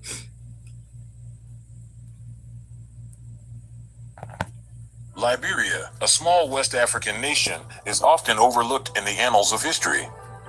Yet, it holds a singularly remarkable legacy in the world. It was founded by freed slaves from the United States. Keep watching as we embark on a fascinating journey through time, tracing the footsteps of the freed slaves who founded Liberia. Along the way, we shall uncover the challenges they faced, the achievements they accomplished, and the lasting legacy they left behind. Please don't forget to hit the like and subscribe button. It helps our channel grow and allows us to make more videos like this one. The seeds of Liberia's founding were sown in the early 19th century when the American Colonization Society was established in the United States. This organization aimed to create a colony in Africa for freed slaves who faced discrimination and marginalization in their homeland. The ACS, as it was also known, believed that by resettling these individuals in Africa, they would be able to enjoy greater freedom and opportunities while also promoting the gradual abolition of slavery in the United States. In 1820, the first group of freed slaves set sail from the United States, bound for the shores of West Africa. The voyage was fraught with peril and hardship, as these pioneers faced not only the dangers of the open sea, but also the uncertainties of their new lives in a foreign land. By 1847, some 300 black settler families from the United States had set up an independent republic. For more than 100 years, from 1877 to 1980, Liberia was governed under a one-party system in which the same party, the True Whig Party, controlled by the same elite group, held office continuously, dispensing patronage, deciding on public appointments and retaining a monopoly on power, a record equaled by no other political party anywhere in the world. Elections were nevertheless taken seriously, if only to determine which family emerged on top. Namely, the Barclays, the Kings, or the Tubmans. As members of a ruling aristocracy, the Americo-Liberian... So they're saying that these freed people of America ended up acting as if they were masters and they were in charge, and they disallowed the indigenous people from having opportunity in the government and all of that. What I want to now get to is what went wrong. I hope there's a better video than these corny videos. What went wrong in Liberia during what is it called? American. By the way, please hit that like button. This is an educational video, by the way. It's for those that want to get a better understanding about what is happening to us today. Why is Pan-Africanism suddenly always brought up to Black Americans every wake of the day? You hear people all over the place on platforms who are insisting that we bow down to Africa. They are browbeating us if we do not claim Africa, as if that's now our job, like our destiny or something. It's ridiculous. It's like the same way I wasn't claiming them in the 80s, I'm not claiming them in 2026. What the fuck's wrong with you?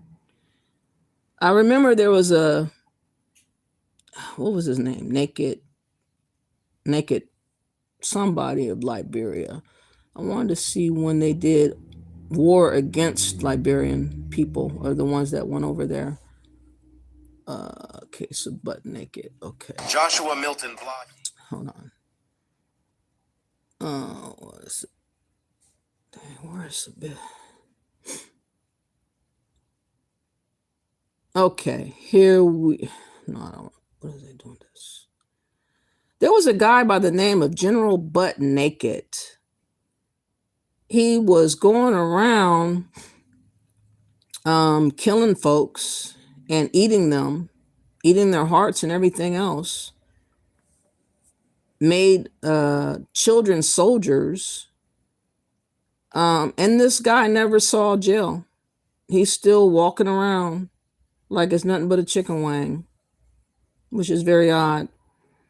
And a lot of other people still would like us to affiliate with Liberia, with that type of guy, and people that used to be cannibals, thinking that we would want to go over there and claim those people. It's very strange. But literally, they were going around eating people's hearts. Let me see. But just to recap, the ones that were freed, that were persuaded to go to Liberia, a lot of them died behind malaria, or they died on the ship along the way from other diseases or whatever like that. And the few that did remain, when they seen what they saw when they landed in Liberia, they looked at the indigenous people as savages. There was still slavery going on. And these people weren't wearing clothes and doing other things that the slaves of that time or the freed people of that time were accustomed to, like eating with forks and being dressed up and, you know, being clean and whatever. They were Americanized because they were pretty much American. I think prior to them becoming American, I don't think they actually made it to be an American, because this happened in the 1810 or 12. Anyways, either they made it as American or not quite, but they ended up having the same customs of old from America, and they pretty much regulated the indigenous Africans of that time until they were, ate alive and killed off. The story of Joshua Milton Blahi, nicknamed General Butt Naked, can be likened to that of the biblical soul who met Jesus on his way to Damascus. Born in the Liberian capital Monrovia to a grand family, Blahi was handed by his father to several tribal elders who initiated him as a pagan high priest in 1982 at the age of just 11. He then grew from a pagan priest to becoming one of the most feared and evil warlords during the Liberian Civil War, fighting naked and making human sacrifices. But in a radical transformation akin to that of Saul on his way to Damascus, Joshua encountered Jesus Christ. He is now an evangelical preacher, writer, and a reformer of lives. It is only Christianity that can help this nation, because Christianity, it is the only belief, the only faith that tells you to love your enemies, that tells you to accept and forgive the one who hurt you. Am I talking to somebody? In this edition of History Media, we tell the harrowing story of one of Africa's most feared and evil warlords, Joshua Milton Blahi, also known as General Butt Naked. We will look at his Civil War atrocities and his miraculous encounter with Jesus Christ and subsequent conversion to Christianity. Please come with me. The journey began on September. I'm not trying to make the guy like a godly guy, because I don't know that. All I know is he got away with murder and cannibalism, and he's still over there. And we do not want no parts of Liberia or Africa. We're not from Africa. These Pan-Africans and Democrats need to get off of our, private parts and leave us alone. Let me find a real quick video. Now, this is the first Liberian Civil War, and this is explained in like 4 minutes, which is good, so we can understand what really happened. Again, ultimately, the freed people that went back to Liberia, it was not a success when it was all said and done. It definitely was not a success. And that's my point.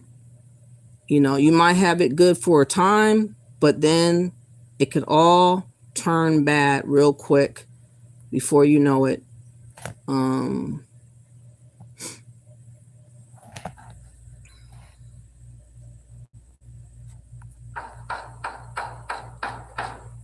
Liberia was established by the Americans as a home for returning slaves, but the black Americans who emigrated to Liberia took power and often exploited the natives in a segregated society. This continued until 1980, when Samuel Doe, a native, seized power in a coup. But his rule was also corrupt and repressive, and he favored people from within his own tribe, the Kron, and even the Mandinka people, who many people saw as foreigners. This led to violent clashes between them and the Gio and Mano tribes in particular. Meanwhile, he had sacked Charles Taylor from his cabinet in 1983 for embezzlement, and he fled to America, where he was arrested. But Taylor managed to escape from prison in 1985 and found his way to Libya, and Gaddafi trained him in guerrilla warfare. There he moved to the Ivory Coast, where he formed an army of mainly Gio and Mano people who had fled Liberia, and this army was known as the National Patriotic Front of Liberia. In December 1989, Taylor, with around 100 men, attacked Numba County, but the Liberian army retaliated brutally, attacking civilians and burning down villages. The rebels did, however, gain the support of the different tribes that opposed Doe, creating an ethnic conflict within the country. And by May 1990, this now large rebel army moved as far as Gabanga. In June, they effectively laid siege to Monrovia, but there was a power struggle within the NPLF, as Prince Johnson formed the Independent National Patriotic Front. Inside the city, Gio and Mano people took refuge from the government troops, but in July they entered a church and killed around 600 people. But both sides killed thousands of people from different tribes. So in August, West African states sent a joint military force to end hostilities and prevent it from spreading to other countries. Doe initially refused the West African states' entry, but when they arrived anyway, he agreed to meet them in September. However, en route, Prince Johnson's men captured him and broadcast his murder and dismemberment. Johnson and Taylor both claimed victory and refused the West African states' plans to form a government of unity under Amos Sawyer. So more West African soldiers were sent to Monrovia, but most of Liberia was now under the control of the rebels and local warlords who conducted many atrocities. While those who had fled, like former soldiers and the Kra and Mandinka, formed their own army in Sierra Leone in 1991. This was the United Liberation Movement of Liberia for Democracy, or ULIMO, and they initially fought in the Sierra Leone Civil War against the rebellion RUF. Then in September they entered Liberia and took control over the diamond mining areas of Lofa and Bomi. Taylor, however, ignored this and sought to remove the West African troops from Monrovia to claim full power. So, in late 1992, he laid siege to the city once again, and the attempts to make peace meant very little on the ground. Otherwise, ULIMO fractured along ethnic lines, with Roosevelt Johnson leading the Kran people and Alhaji Kroma leading the Mandinka. And as the warlords and fractured groups secured natural resources like diamonds, there was very little desire to make peace as they were becoming very rich. In 1993, the UN sent observers to try and implement the various peace accords, but by 1995, over 13 peace accords had failed. The West African states tried again and created the Liberian Council of State to try and bring the warring factions together. This Council of State included Charles Taylor, Alhaji Kroma of ULIMO, and George Bowley, who had worked in Doe's government. But in April 1996, they sent troops to arrest Prince Taylor for murder, prompting violence to break out once again, and Monrovia was subject to months of killings. It was, however, the new president of Nigeria, General Sani Abacha, who finally persuaded Taylor to agree to a ceasefire. Over 200,000 had died during the war, millions more were displaced, and most businesses were destroyed, leaving the country in tatters. The factions began to finally disarm in 1997, and there was an election that July, which Taylor won with 75% of the vote. Although it was a fair election, it is said that many feared the return of the war if he lost. Once in power, he did allow former rivals into positions of power initially, like Roosevelt Johnson, leader of ULIMO's Kran faction, but in 1998 he tried to purge his rivals, and this led to violent clashes in Monrovia where many were killed. Internationally, he supported the rebelling RUF in Sierra Leone, while Guinea gave refuge to many of their fellow Muslims who fled after Taylor gained power. Guinea then helped to form Liberians United for Reconciliation and Democracy, and invaded in 1999, starting the Second Civil War. This lasted until 2003, and Taylor was ousted from power. Again, it's always a risk for us to move somewhere we're not from. Ask the Nigerians about South Africa. This article was May 4th of 2026 from AP. It says 130 Nigerians seek repatriation after latest anti-immigration protests in South Africa. Nigeria will repatriate 130 Nigerians living in South Africa after a new wave of anti-immigration protests in that country, according to the foreign minister who summoned South Africa's top representatives there on Monday to express concern. Nigeria's foreign minister described the repatriation efforts as voluntary and said more people were expected to sign up. There was a meeting with South Africa's acting high commissioner to convey the Nigerian government's profound concern. No Nigerians were killed in last week's protests against migrants in South Africa who have been targeted over the years and accused of taking jobs in a country with high unemployment. South Africa officials have condemned the violence and promised to crack down on the xenophobic acts. Separately, South Africa's foreign minister, Roland Lamola, said he had a phone conversation with his Nigerian counterpart part to reflect on the challenges posed by irregular migration and work to address the causes and find solutions. 2 Nigerians were killed in separate incidents with South African security operatives last month. After Monday's meeting, the spokesperson for Nigeria's foreign ministry said the West African nation has requested an investigation into their deaths and seeks cooperation in providing autopsy reports for the families of the deceased. Now, what's interesting is this comment right here. It says it's an international issue.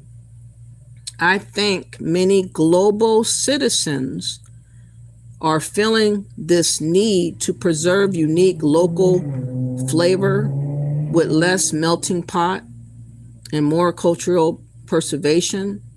Personally, I want to visit another country and be in another country. I don't want to see Walmart and McDonald's everywhere I go.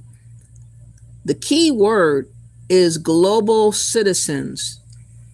Many Pan-Africans are wanting us to believe ourselves global citizen because they want open borders like George Soros does, and they are in cahoots with allowing anybody from anywhere to be able to go anywhere they desire to go without any problems. They would love to have a world where sovereignty doesn't exist.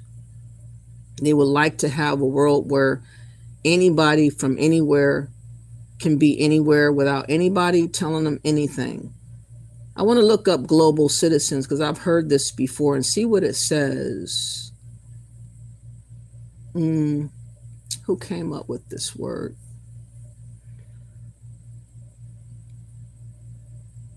Okay, it says global citizenship is the concept that an individual's identity transcends national or geographic borders, recognizing that all humans belong to a single, interconnected global community. Sounds like Pan-African talk to me. It emphasizes social, environmental, and economic responsibility on a worldwide scale rather than focusing solely on isolated domestic societies. The phrase also heavily associates with the international advocacy organization Global Citizen, which mobilizes millions of people to take measures or measurable civic action towards ending extreme poverty. So this is their goal. This is the reasoning behind them believing that they're global citizens, because they don't have to adhere to sovereignty. They don't have to adhere to laws. This is why we have so many people all over the world migrating everywhere with the same mindset that they're entitled to everything that the people of the same land that they go to, they're supposed to get the same types of rights, regardless of whether they were born there or not. And that's the problem we're having right now in America, where everybody is very entitled. Listen to all the illegals that speak. They speak as if they have been here for hundreds of years. It's truly crazy to me. See, there was another video I wanted to show. But while I'm at it, y'all, please hit that like button. Please share, subscribe. I would greatly, greatly appreciate it. Okay. Well, I do that. Let me see what you guys say in the chat room. Sorry, it's been a minute. I'm just kind of venting a little bit. I'm so sick and tired of Pan-Africans and Africans arguing with us. I don't like to be rude, but, you know, they're forcing our hand to really go there because they won't accept what we tell them. They won't accept our answer when we simply say we want to remain as we've been all our lives, Americans. We do not want to change. Me trying to describe myself as you is erasure of me. It's erasure of my significance here in America. It's erasure of my agency and sovereignty of person. We're not slaves. We're not to be possessed as Africans, talk like. They act as if they're trying to capture us. They're acting very desperate, and it's alarming. It's really not flattering at all. I hope there will come a time where you Africans and people that claim to be Pan-Africans will get off your butts and go do what it is that Pan-Africans claim they want done. Harassing Black Americans ain't gonna get nothing done. We're not changing our point of view. God is among us in this day and age, and he's allowing us to see everything to where there is no trickery to be used no more. The more y'all talk, the more you tell on yourself, because none of y'all are running to Africa to help deal with xenophobia over there in South Africa, to help deal with famine or other things in Sudan and other places that are having issues. You're solely obsessed and consumed by one group of people here in America, Black Americans. It's really, really satanic. It's demented. It's like you guys have a demon in y'all. It's not flattering at all. It's cool to say, we like your culture. We've been watching y'all all our lives. I know a lot of Africans have been watching us all of their lives, and they would like to come and become another version of us, whatever. But, we don't want to be you. We want to remain as ourselves. And we're not asking no more. We're telling. The problem before is we were so passive. When Jesse Jackson changed that name to African American, I was only a teenager. I couldn't do nothing, but I can do something now. And basically, we don't want that label on us no more. So respect the fact that we would like to be called either Indigenous American Black or Foundational Black American, or if you don't want to use that, just call us Black American. The issue we have is too many people are also calling themselves that, and they're not even us. It's like everybody gets to fit in and use that term when it suits them and go be their own selves later on, and it's just bizarre. DD is back. I don't know how much of this of you I'm gonna read because you were annoying before. Okay, you said the Black people that went to Liberia had to raise their own money to get there. The UD didn't send one person there. The United States did make up money for them, dummy. Let me just dispel that real quick. It was actually money raised by the government to help them go. They didn't raise their own money. I don't know where you come from, DD. Okay, can I say that? Did the United States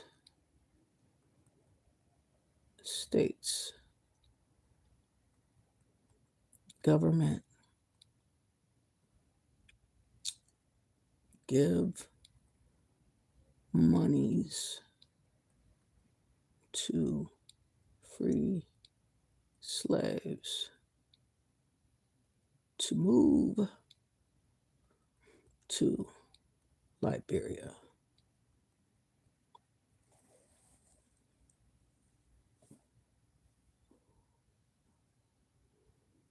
It's not showing up. Wait a minute.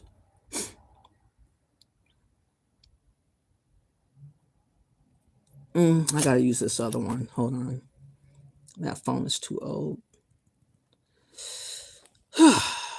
But yeah, it was involved with money. They put money on that. Those people wouldn't have saved up that money and go to somewhere they don't know without some type of incentive. Did United States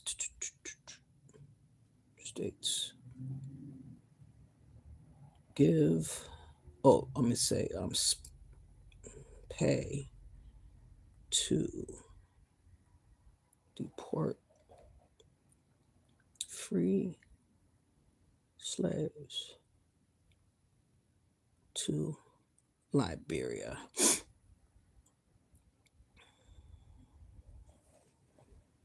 Yes, it says, yes, the United States government directly funded the deportation and relocation of formerly enslaved and freeborn Black Americans to Liberia, like I said. It says this effort was primarily driven by the American Colonization Society, a private organization backed by U.S. politicians, including James Madison, James Monroe, that operated from the early 1820s through the 1860s. The Act of 1890, Congress authorized a $100,000 grant to establish a colony in West Africa and return formerly enslaved people to the continent.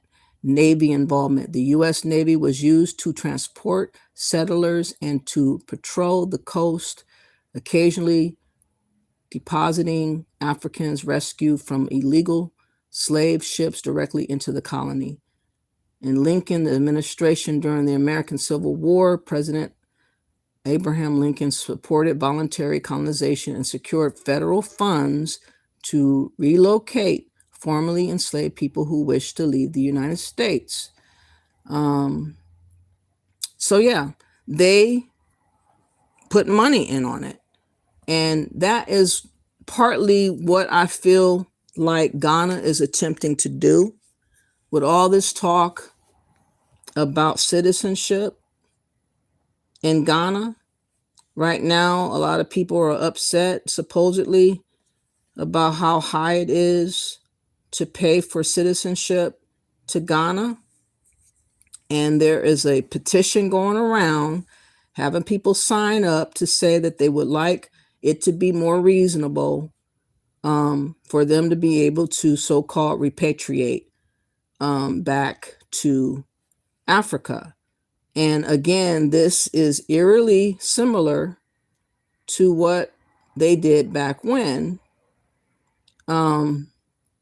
with trying to have us being interested in going, hold on, okay, the door behind the scenes, hold on, this is the guy I wanted to find out. This is the dude right here. The door behind the scenes is a guy, I guess he's Black American, but he's been in Ghana for years now. They made him some type of chief, and he's always squawking about this return to Ghana. Okay, let me see. He did have a petition not that long ago. Hold on, where'd it go? Did he get rid of it? No, that's not it. Okay.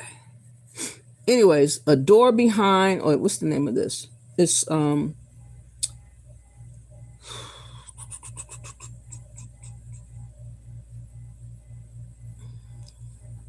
as though my ancestors are happy, but I feel as though my ancestors said, don't be lazy, still get up and do the work.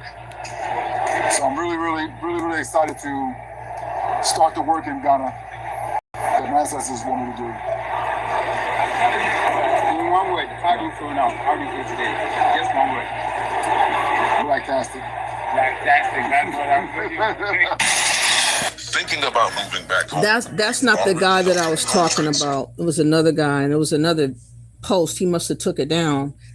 But he is definitely trying his best to try to solicit Black Americans to sign on a petition claiming that they are interested in citizenship. I believe they just asked me to give my input into President Mahama's speech. Now, I've never been asked to give input into Trump's speech or Biden's speech or anybody else's speech, but I'm being asked to give input on how we're going to frame DOOR, and we're framing it as self-reparations. We're not waiting for, Donald Trump or anybody to give us anything. Like you said, I'm restoring your birthright. So because President Mahama has the power to restore our birthright, then that's where we're framing it as self-reparations for us, by us, Repatriate to Ghana, Decade of Our Repatriation, and all of the door events, the film festival, the virtual conference, and the in-person conference. We want you to be there. We can really help expand that was the clown who is, I believe, a Black American who now has turned into a fake version of a priest, or not priest, but a chief in Ghana. And he's being used for propaganda, claiming that so many people are very upset about not being able to simply get a citizenship to Ghana. I see the writing on the wall that what Ghana wants to have happen is to get reparations in our name paid to them. And what he's going to suggest is that we repatriate to Africa, that he'll help us get back to Africa. That's what they're trying to do. They will never, ever, ever, if they have access to reparations on our name, give us money.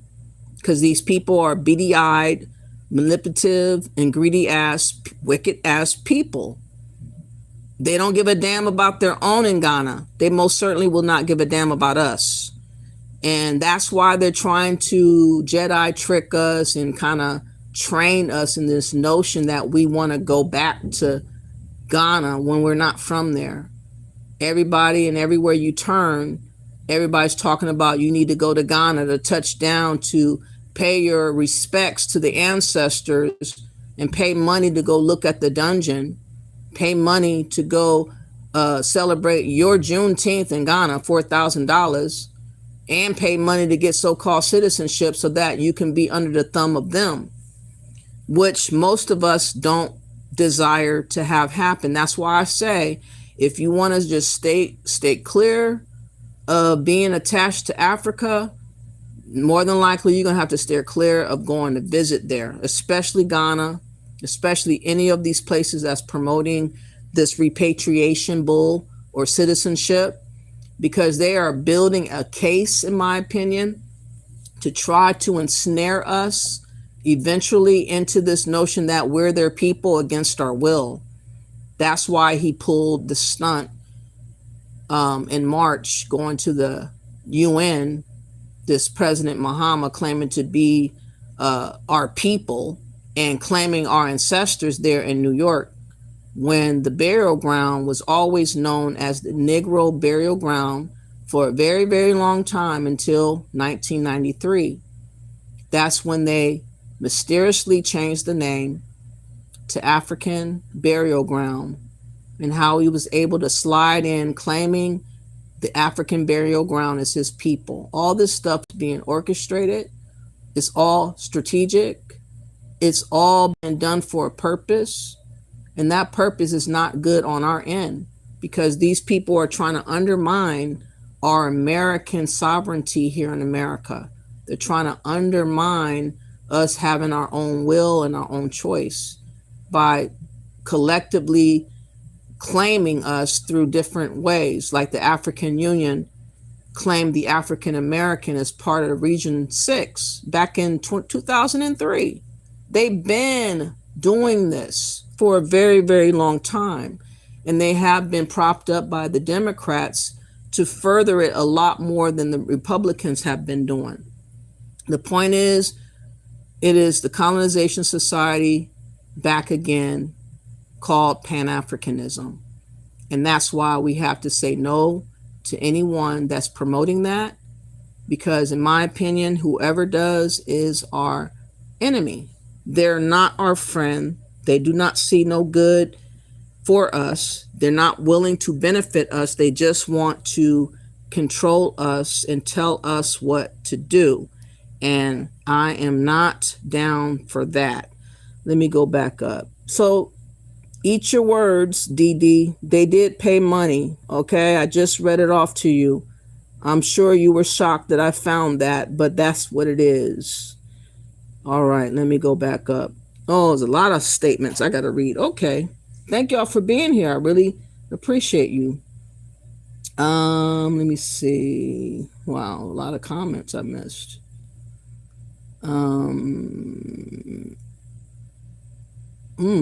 Okay. Yes, you claim, almost Lot says, no one is jealous of FBA. You are all ignorant and poor and full of hate. No, we're not full of hate, Amos. Lot says, we just want to be left alone. There's nothing wrong with us being left alone. And we're not bothering you. We're not acting like gnats in your ear, pestering you every day. Okay, you are free to do whatever you desire to do without harassment. You're free to do whatever you desire to do without someone demanding stuff or bashing you. We want the same thing. That's not called hate. It's called being decent. When someone offers you something and they say no thank you, you're supposed to walk away. You're not supposed to stay in their face and still argue with them about the same thing that they said no to. So in other words, Amos, you guys are rude individuals and you're mad that we're getting a little bit tired of y'all. That's what it is. It's not hate. We're getting tired of you. You said, how does he sound jealous, Christopher Evans? I don't sound jealous if you're talking about me. You said the foundation of Black people in America is the enslavement of our African ancestors, and those weirdos are celebrating that fun foundation. Dang. Look at here, DD. Like I said before, and I will always say, even if I have to go to court, my ancestor, if he or she ever came from Africa, they were made over. They were severed ties for good from Africa. They had to reinvent themselves. And as they lived and mingled with other races of people here in America, we are no longer African. We are American. I claim my ancestors, but you can't claim my ancestor. No Africans can claim my ancestors. The president of Ghana cannot claim my ancestor. You have not been given my consent. I don't even claim y'all. And that's not hate. It is what it is. This is all about taking care of business, whether you like it or not. All right. You said jealous of what? Left my ass off. Know where I am from and the history, John says. Amos says, why are you dumb people care so much about Pan-Africans? Africans are not the ones running America, is your white masters. Anyways, Amos, the reason why we're concerned about Pan-Africans because they're overly concerned about us. If they would not have our name in the title, if they would not be trying to say, why are we calling ourselves anything else but African American all over the place?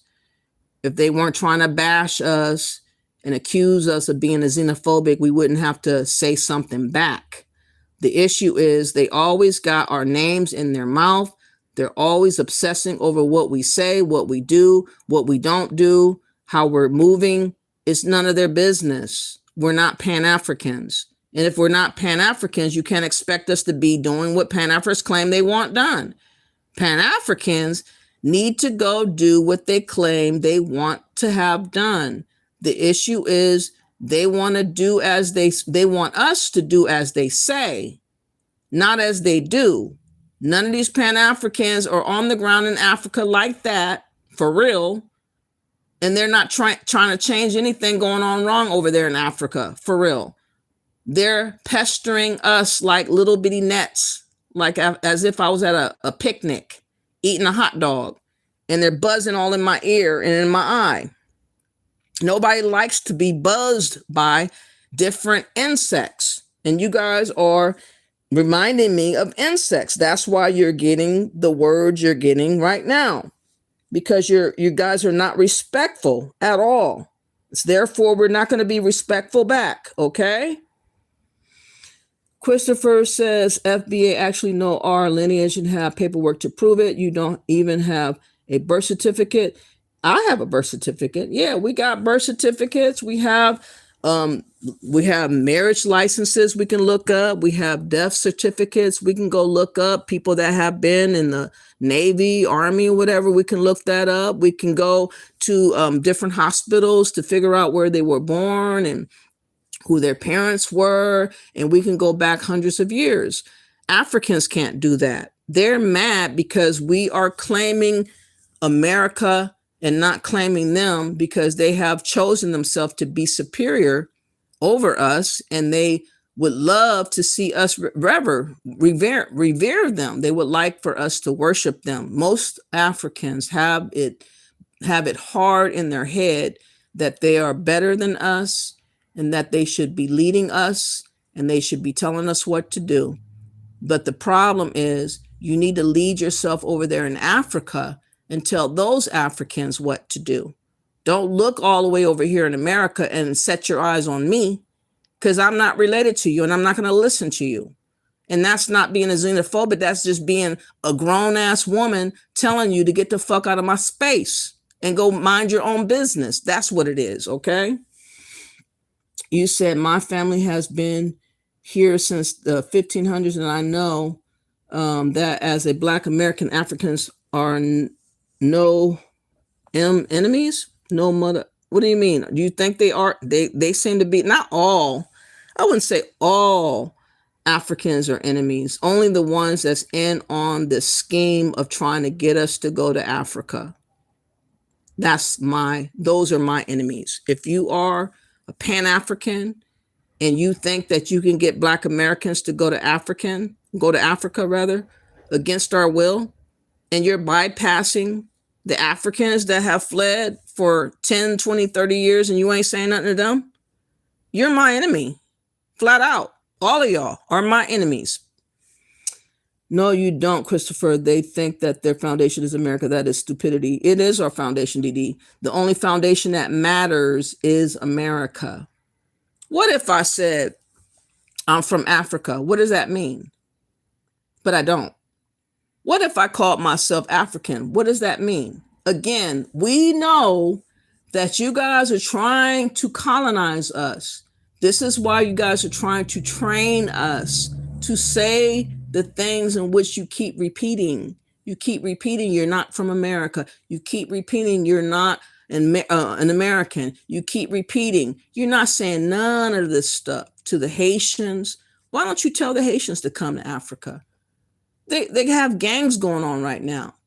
They're being displaced right now. Their TPS is coming up to be reviewed by the Supreme Court right now. Why don't you offer them to go to Africa? No words, because they're not the agenda. We are.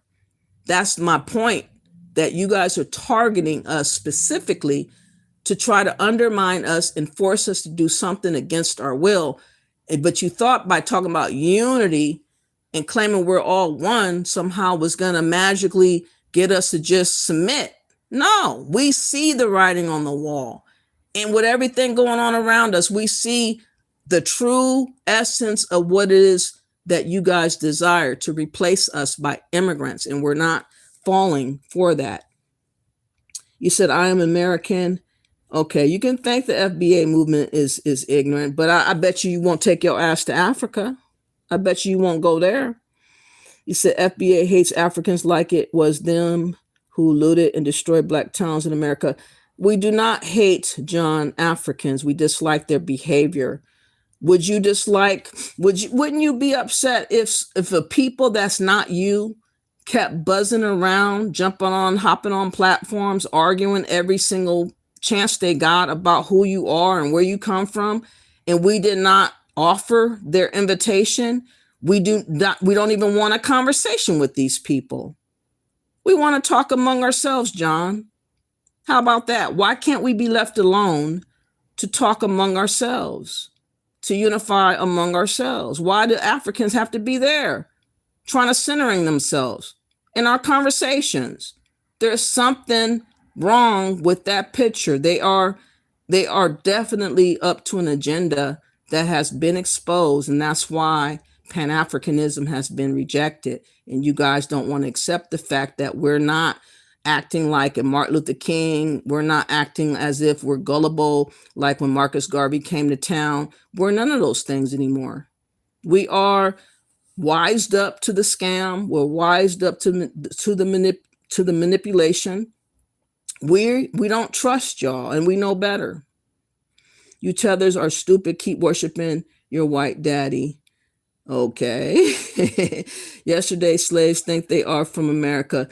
Amos, you can get out of here. I'm tired of you. I'm gonna give you some time off, okay? Let me time you out. Bye, bitch. How about that? You be a slave to the clouds. You said I'm American as well, but these FBA clowns are embarrassing. I don't know why you think that. You can think all you want. We're not Pan-African goofies, that's for sure. Yes, most Black Americans had respect for. We never had respect for African brothers and sisters. We don't know them, and they're not our brothers and sisters. We don't know them enough to have respect. What the fuck are you talking about? Just because you hear somebody talking doesn't mean that they're decent people. They can have ill will intent all over the place. There's not that many people that talk to us that have good intentions. Okay? You said, Amos, the last time I checked, we have Black Congresswomen currently in U.S. Congress. Yes, join. They are the ultimate Uncle Toms. Whatever, Dee. That's why you're timed out for good. And I might read some. I might just bypass your statements from now on. I'm not even going to give you life. How about that? We are not the same, and your alien forehead proves it. Okay. I remember when dashikis and African charms were the thing. They were never the thing for my people. I have never rocked a dashiki. Not one time. Sorry, not all of us was on that. Okay, you must have been in New York, New Jersey, somewhere like that, because we weren't real. I'm from back then, from Ohio. We weren't doing nothing about Africa. We weren't talking about Pan-Africanism. We weren't rocking African medallions and none of that. You did. That's what you did. You're easily influenced, apparently. You are lying, fleeing to other who's only here to undermine us. That's what they're here for. They want to join forces. What I would say, they as Pan-African as it can get, with unifying against us. You got Latinos, Caribbeans, and Africans, and Black American Pan-Africans who have gathered together in unison, and they're unified against us. They think that they can browbeat us to smithereens, to submit us, to force us to accept what they're all bullying us over, and we're not allowing it. Instead, we're taking off our gloves and we're smacking y'all back. Really, Christopher researched the story of Josiah. He left America and started the free community in Canada. Okay, but not Africa. All right. He lives in America. They flee as soon as possible. Yeah, they do. All these people that mostly talk about Pan-African talk are Africans that are in America. Ain't go figure. We stand 10 toes down against our oppressor. Exactly, Christopher. Pan-Africanism is what gained Black people in the United States used to gain our freedom. No, it didn't. You a liar. When we fought for civil rights, we were fighting for our own. We weren't thinking about Africa. We were thinking about our own survival. Yes, born and bred in America. Well, I'm sure you have been a part of an international group. Dee, you sound like it. Okay, well, if you dug a well in Kenya in 2017, you may want to go back over there right now and help them out still. Good, what do you call it? Kudos to you. Kudos to you. I'm not abandoning America for Africans, sorry. Hey, what's up, Edek? Long time no see. How are you? Thank you for being here. I appreciate you. Oh, let me see. You said, I just don't like people like you that work to undermine us and try to blend in with us while doing it. Yeah, that's what they're doing. They're able to take off and on our identity, which is not good. I don't know where they got the balls to utilize our name like it's been used. Just think about it. Kamala Harris claimed to be an African American. Obama claimed to be an African American. The mayor of New York, what's his name? Mahdi. the Indian dude, claimed to be a African American.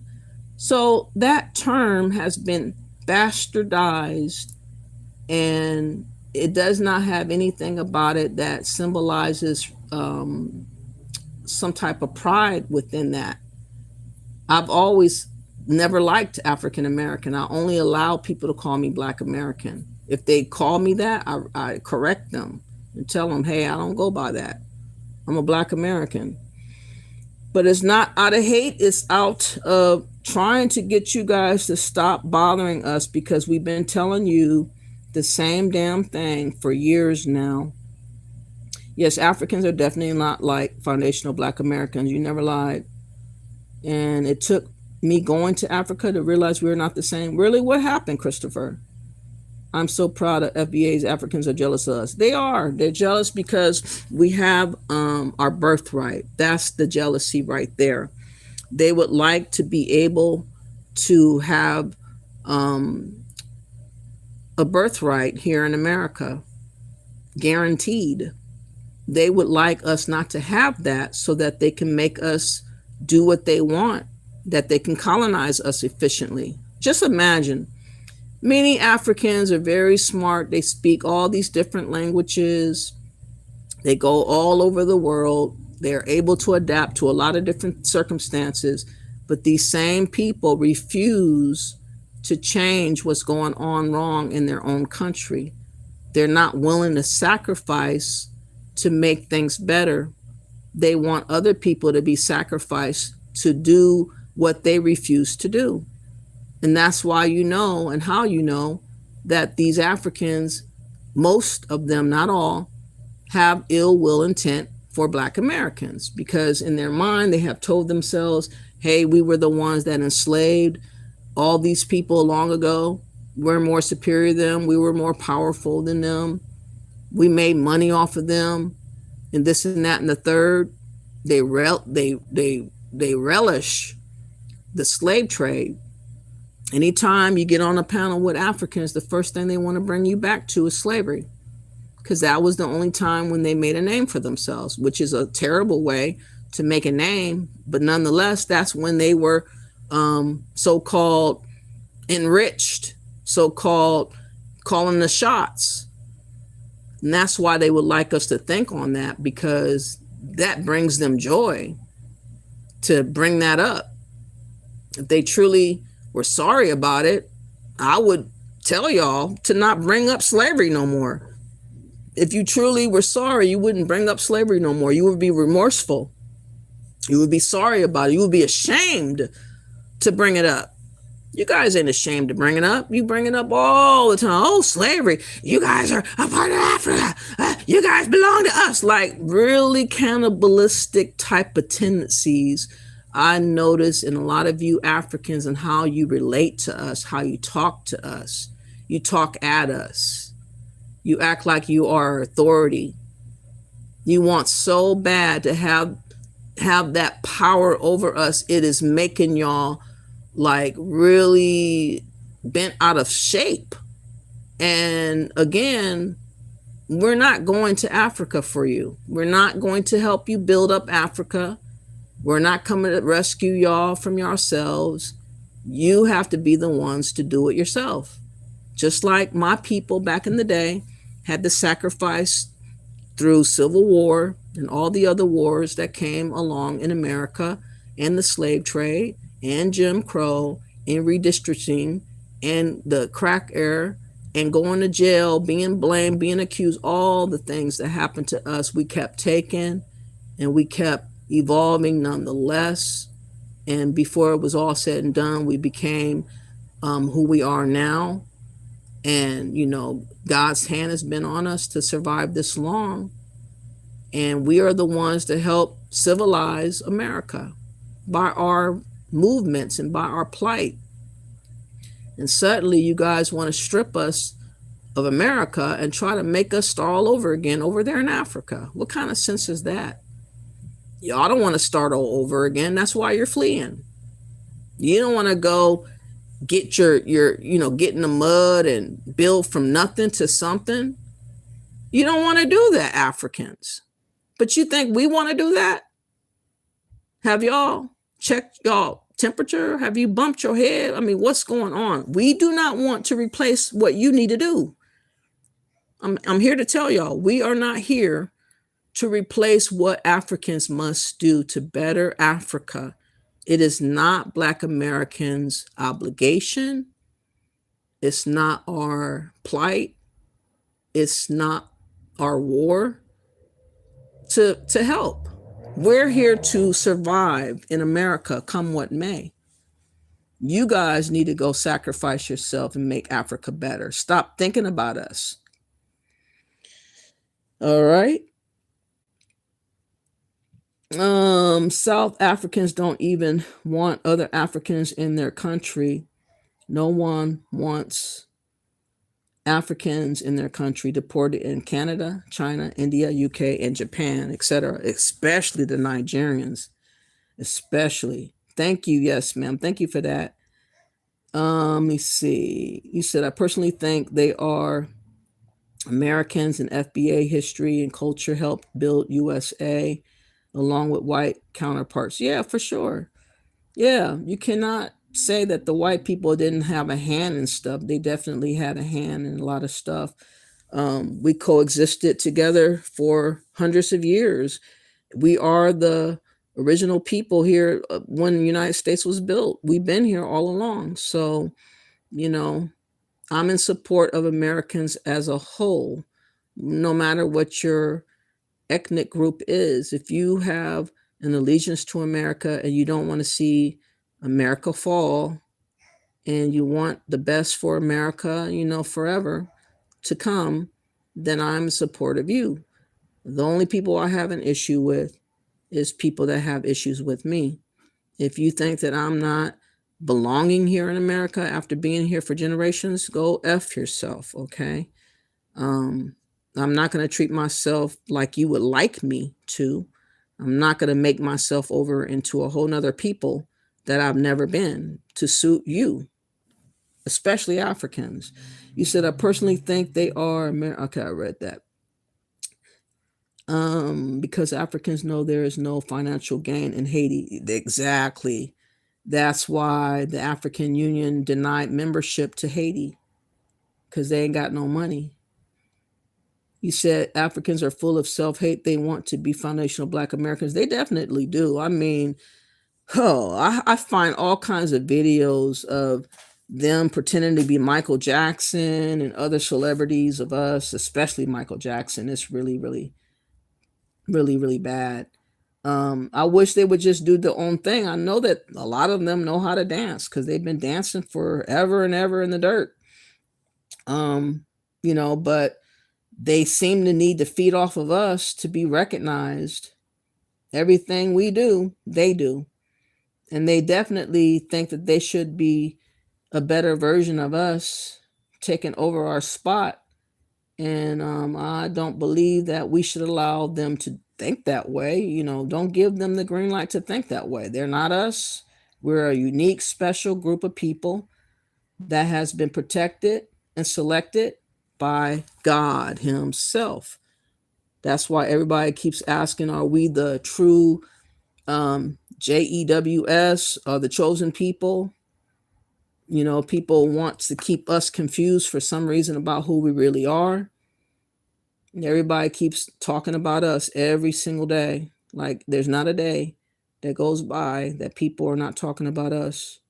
Yeah, we can't go to their home country and say anything against them. Exactly. But they can come over here perfectly fine and say a lot about us. And that's why we are taking the gloves off and we're giving them back a bit of their medicine. Afrobeats is weak and played out. I think a lot of it sounds alike, but some of it is not bad. I like some of it. There was a artist by the name of Mobad. Is it Mohbad? He was good. He was unalive recently, or somehow he died under strange circumstances. But I like some of his songs, and there are a couple of other songs I've heard, but I wouldn't buy it. I wouldn't go to a concert about it. You are a 2-tour combat veteran. Good for you, DD. Fought into wars with my Black counterparts. Okay. You're a musty low life fleeing African. He may be an African. Yeah, he may be an African. The way I thought I blocked you and you still back. God bless America. Exactly, AI. Thank you. Thank you for coming back. I appreciate you. Hi, everybody. Be hydrated. Thank you for being here. Gracias. Now you're speaking in Spanish. Thank you for your service to the United States also. To everybody who's ever been in the Army, Navy, Air Force, whatever, Marines, we appreciate your service. I know days are hard today, and it's always hard, but I salute all of y'all for having the bravery and the courage to stand up for our country to have sovereignty and to be able to be free, unlike many other countries that are suffering from being censored and not being able to say nothing and can't do nothing, can't even protest, or they become unalived. You said, what's your thoughts on the upcoming ruling Supreme Court reversal of 14th Amendment? I live in Irvine, California, and the Chinese people are having 50 children via IVF with American women. Wow, are they really? I feel like it should have been done a long time ago. I wish I didn't even know that this was the case. I found all this out from Trump, that these people were manipulating and scamming and scheming. He brought it all out. But I think that you have to stop what they've been getting away with doing, because basically the foreigners are taking over America all over the world, and that has to cease.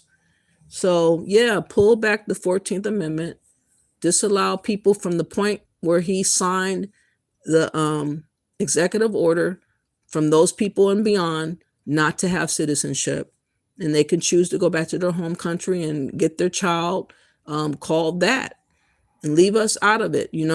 We can't take care of the whole world. We are not the world. They would like us to be. We are the world. All that. Thank you in advance. Thank you for that. Africans are sitting online trying to learn our slang and dress like us. Yes, they do it really bad. It's crazy. It won't be really reverse D. It will be applied correctly as it was originally intended by the framers of that amendment. It would not affect Black Americans, only those that have been applied incorrectly. Exactly. And Anthony says, yes, we have coexisted with FBA. We have our problems, but it's our problems. We don't need outside influence. Exactly. I hate to say it, but I would trust white people more than I would trust Africans, because I don't know Africans. I don't know nothing about them. Why would I trust people blindly? At least I have had friends that were white before. At least I have had white people actually support me before. I can't say that about Africans. Only one African in college allowed me to stay in his apartment when he went back to Africa. Only one.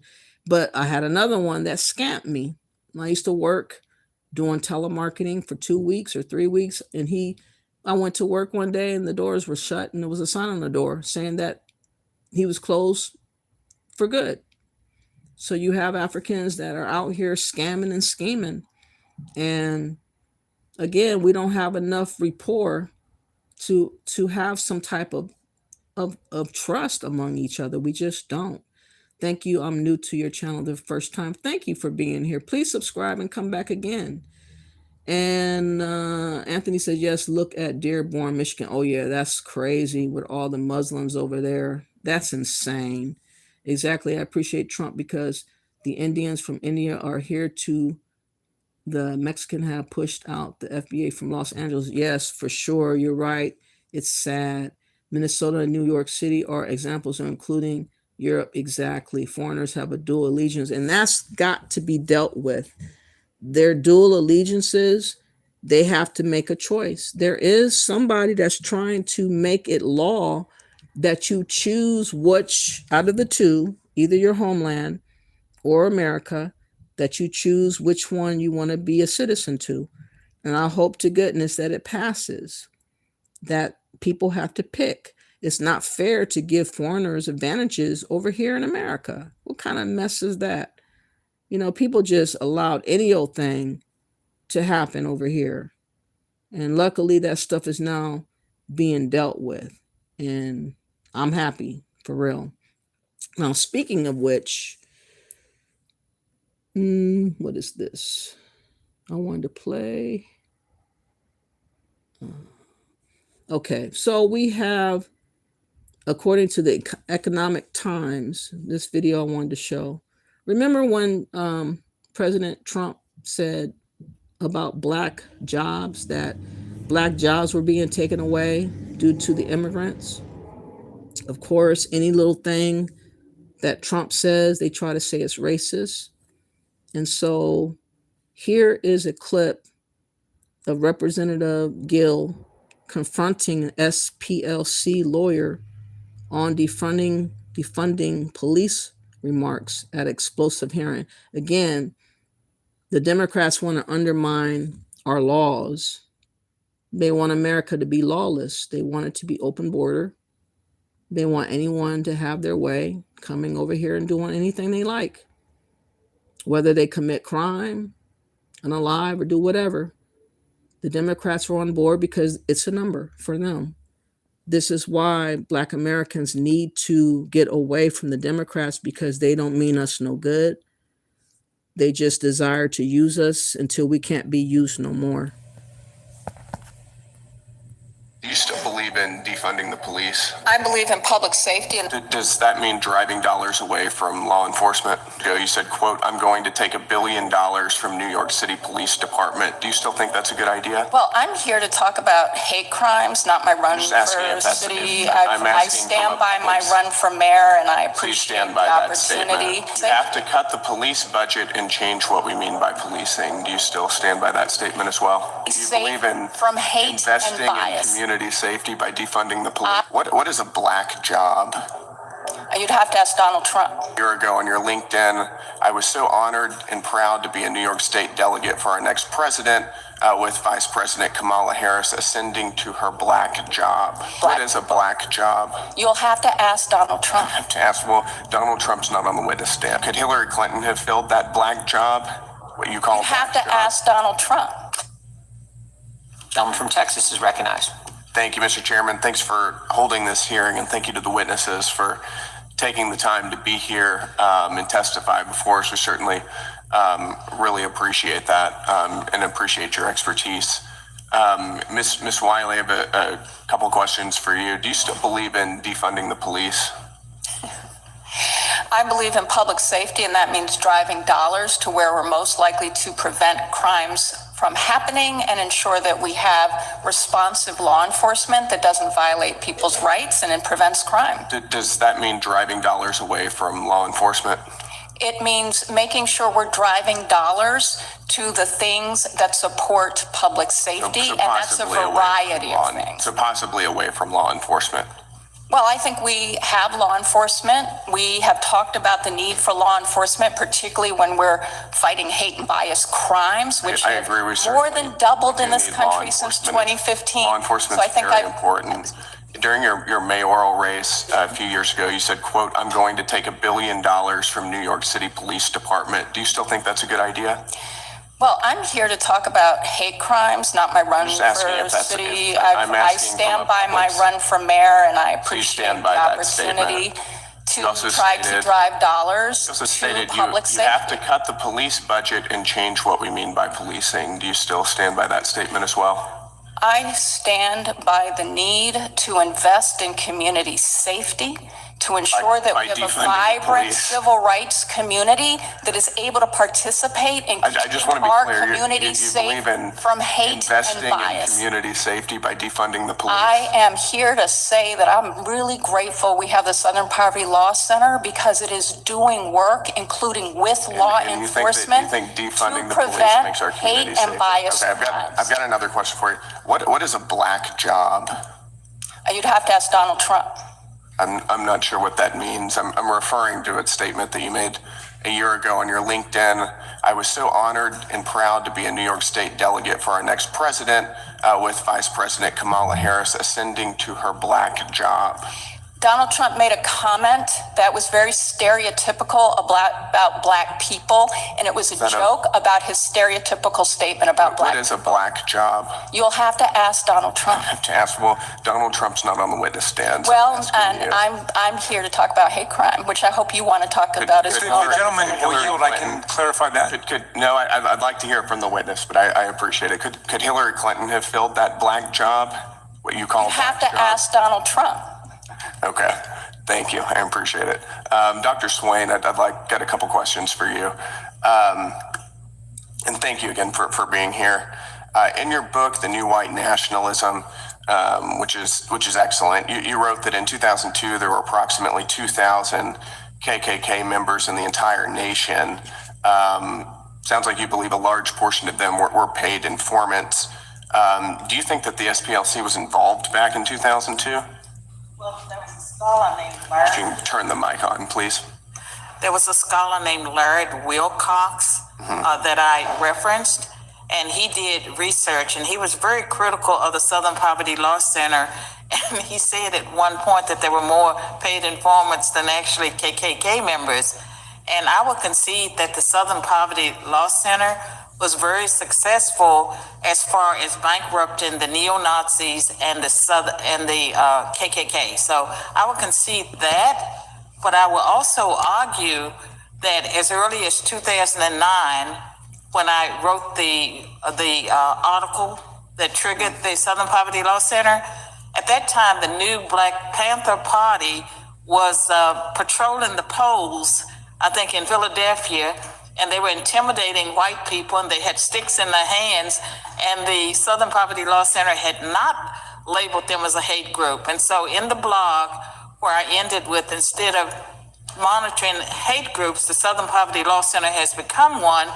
Instead of labeling or listing the new Black Panther Party, what they did, they went after Lou Dobbs, and they went after the Center for Immigration Studies and anyone who questioned liberal immigration policies. And we've got about 15, 20 seconds left. Can you just, to sort of close us out, what are the dangers of paying for these informants and extremist groups like the KKK? You get biased information if you're paying people for information.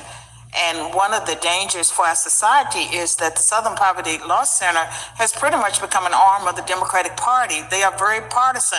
They should not have that 501c3 status if they're going to take a side in, if they're going to be biased in how they monitor groups and how they destroy individuals like me. Thank you, Dr. Swain. Gentleman yields back. Gentleman from New York, recognized. Mr. Chairman, could I just do one UC? That's what I'm doing. I think they both want. Okay, go ahead. So sorry. This is in direct answer to the gentleman from Texas question. New York Times, what's a black job? Trump's anti-immigration remarks are met with derision. Trump accused immigrants of stealing black jobs during Thursday's debate, prompting criticism from Democrats and other social media users. So I'm glad to see that the gentleman's on our side. Thank you very much. Gentleman from New York is recognized. I have another unanimous consent motion to enter into the record an April 17th letter from the attorneys for the SPLC 4 days before the indictment, where the organization reminded him of his obligation as a federal prosecutor to inform the grand jury of information that negates evidence of wrongdoing by SPLC, of which there is much. Without objection. Chair now recognizes gentleman from Washington. Well, thank you, Mr. Chair, and our distinguished. I just wanted to show an example of how the Democrats always side with not having law. There are more and more Marxism types, and they don't care what happens to America. They use a lot of black faces to push their agendas, unfortunately. And it just looks bad for us as a whole, as Black Americans. We're not wanting to see the dismantling of America. We just want more justice and more fairness. That's all we want, is more fairness and more justice. We don't want to see America be overran by globalists or other foreigners. We do not want them over us. We don't want them mayors and governors or in the Senate or Congress. I don't know who and what mind, who allowed all these people to have access to power. I mean, as racist as it has been in the history of America a long time ago, you would imagine that before they invited foreigners to come to America, that they would have definitely protected people from not having access to power with other allegiances. I just assumed that they would have been on their P's and Q's about it.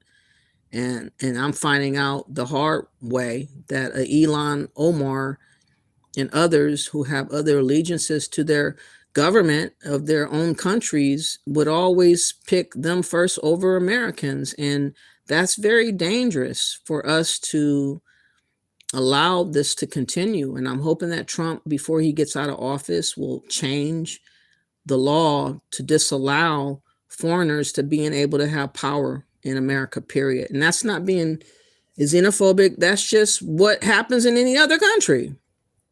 Ain't no other country you can go to and pull the stunts that you pull in America.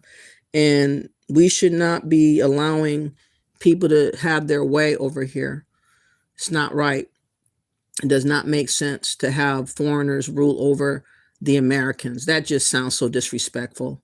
But that's what the Democrats were allowing to have happen on purpose, especially to keep us held down, keep us buried under all the other people that were coming over here. They were trying to give them rights over us. And now we know.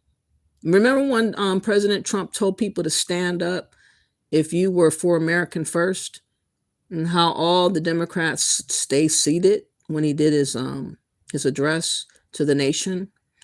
They didn't stand up. They didn't say nothing. Now, by the way, shout out to this lady about to speak. She is running potentially for mayor in Chicago. We have been seeing her on YouTube and also in Chicago arguing back and forth with Mayor Johnson. And she's been exposing a whole lot of stuff going on over there in Chicago. And the same sentiment that she has, we should be having as well.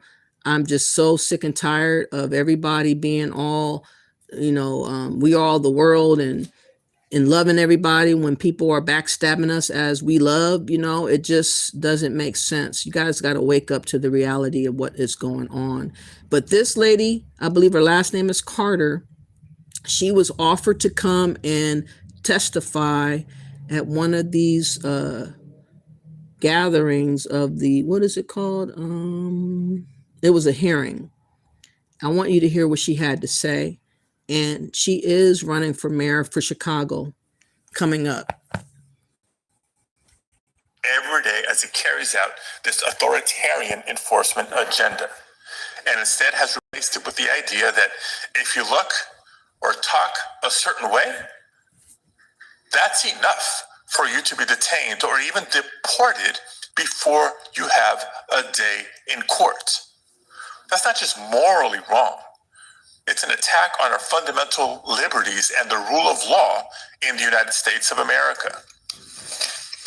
But again, Republicans don't want to discuss any of this. Why? Out of fear of crossing the president and his outrage machine? Americans have had enough. They're sick of masked agents disrespecting daycares, schools, and churches, disappearing loved ones, and intimidating our communities. Americans are demanding that we do something. So, Mr. Chairman, it's clear to me that this hearing will not be a serious or constructive conversation. And for that reason, I refuse to give oxygen to the fire of disinformation and propaganda that this hearing was set up to ignite. And I refuse to be part of this charade. If you'd proceed with your opening statement, please.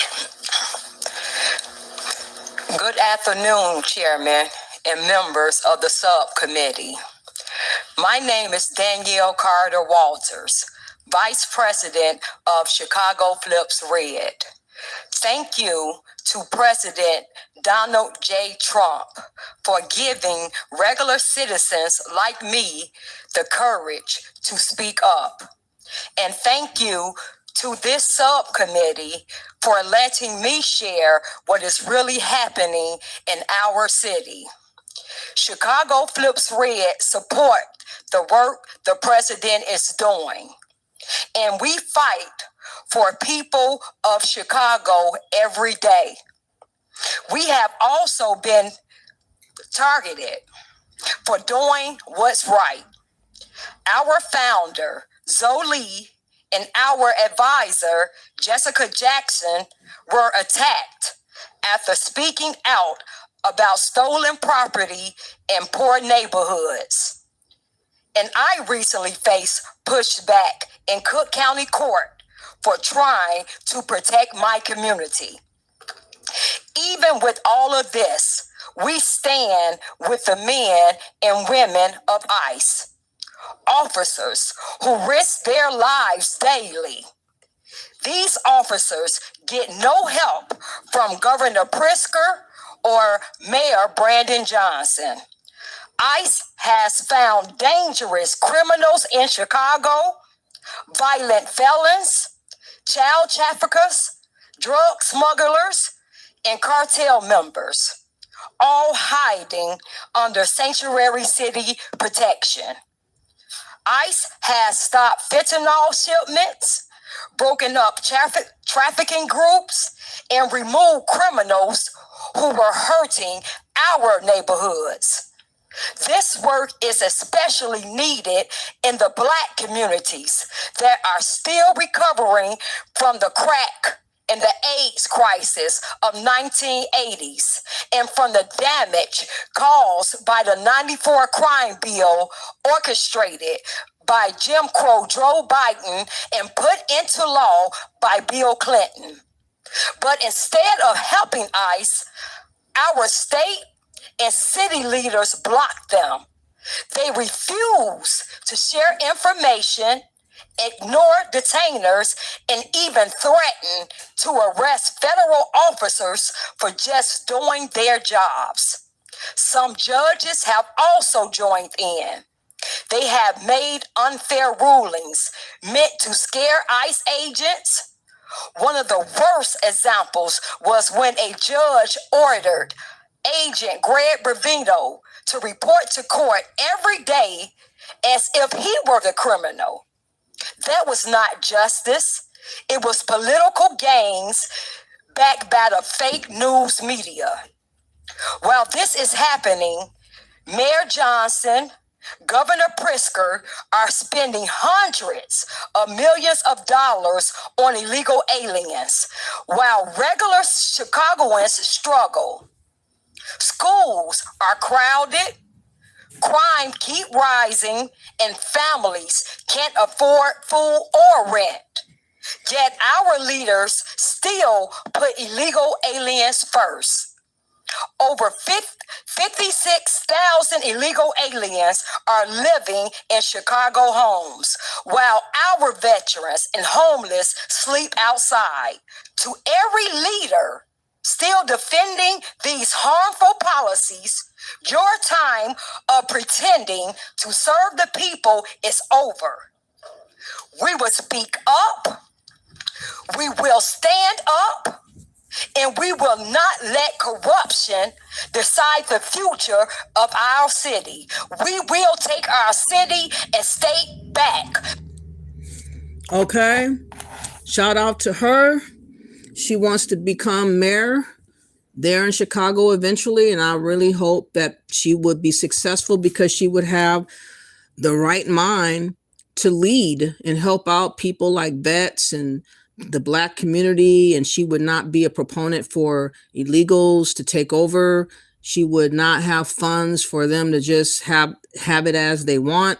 And that's a beautiful thing. We have to, now more than ever, try to step up and be in the gap to represent us, because we really don't have proper representation, to be honest. We have people that have been bought and sold a long time ago, and they are following their the people that paid them, like a George Soros, to do whatever is desired by him. For instance, let me look up George Soros, because he spent so much money for the Democrats. You guys, he is a so-called philanthropist who is a globalist, and he goes around meddling with people all over the world. He plays both sides, and he causes a lot of chaos on purpose, because that's what he likes to do. I'm going to say George Soros, how much money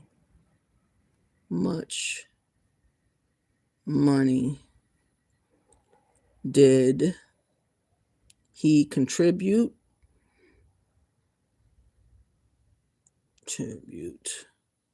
to Democrats?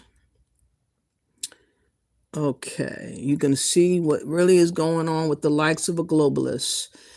He donated $128.5 million to support the Democratic Party in the election cycle.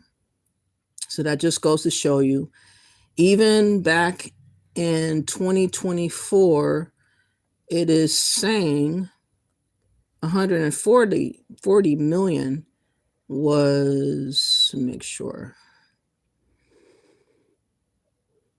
Oh, why is it doing that? I don't know why I did that. Anyways, I'm not going to do that. It said 140 in 2024, but a lot of money, a lot of money has been paid to the Democrats. That's why you have the likes of the Congressional Black Caucus, the NAACP, the Urban League is totally numb to Black Americans' plight. They don't even take our calls. I remember years ago, I was being harassed by somebody at a store, and I made a call to the NAACP to have them represent me or whatever, see if I could get a lawyer or something to sue. You guys know I left a message and they never returned my call. Never. I wrote to the Congressional Black Caucus back in 2021 and complained to Sheila D. Jackson and somebody else over there at the time. Also to a Attorney General of Ohio, about how I disliked what the Democrats and their mission was, how they were seemingly in support of illegals and immigration. That's when I kind of took notice around 2020. And I told them that it's not satisfactory of what they're doing. And, you know, the only thing that they keep telling us to do is talking about Ghana, talking about visiting Ghana, talking about putting money over there in Ghana. That's all we kept hearing. I mean, even Sheila Lee Jackson had the nerve to say she went to college in Ghana, as if that's a reason why she's rocking with them and we ought to rock with Ghana too. And, you know, she soon passed when I was not emotional about her passing. It was like, good, she's gone. A lot of these types of people need to be gone because they serve no purpose. They are dead weight to us, and they're harming us more than good. And they're giving this impression that we are all in cahoots with them, that we're rocking with whatever they come up with, and we're not. I'm just formally letting y'all know by this video, Black Americans, by and large, are not in support of Pan-Africanism. We're not in support of going to Africa. We're not in support of building up Africa. All these things that you guys have designed for yourselves behind the scenes with these beady-eyed, manipulative presidents of Ghana and whatever, we're not in support of none of them.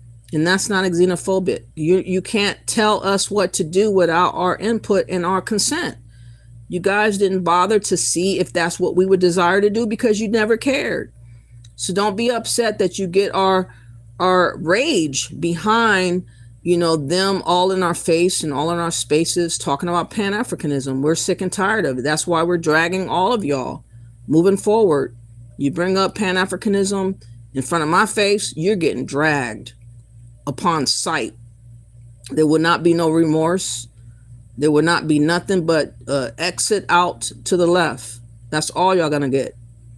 And that's kind of sad that we have to be so cold-blooded with it, but you guys left us no choice because you guys are harassing us and it's getting worse. So it is what it is. But my whole point in doing this live is to reiterate the fact that Pan-Africanism didn't come out of the clear blue sky for nothing. It was devised over there in England. The first Pan-African conference was in England. Let me look that up. I know I looked it up before. It was talked about at a conference in England. And the white people of that time gave it approval. Why? Because they knew it was going to be a tool used to colonize us. Pan-Africanism first conference. All right. And it seems to me that people that were colonized in the Caribbean more than likely were the ones that came to America with this bullshit of Pan-Africanism. It started with this dude by the name of Henry Sylvester Williams. He convened this gathering in London, July 23rd to 25 of 1900. He advocated for it then. Yes, and that's where this Trinidadian barrister held the first conference. And like I said, it was given the approval of the white society of that time. And if you think clearer, you know, how did that term African or Africa come to America? Well, it came through people that were colonized by England. And they brought forth that word and title to us. And unbeknownst to these people, they took hold of that name, not realizing the effect of it until Richard, what was his name? Richard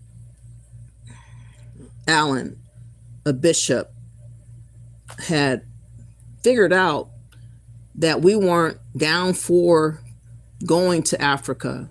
He was at first on point with wanting to do what people were trying to get influence for him to do, but then he got a raving rebuke from us saying that this is our home in America and we're not going.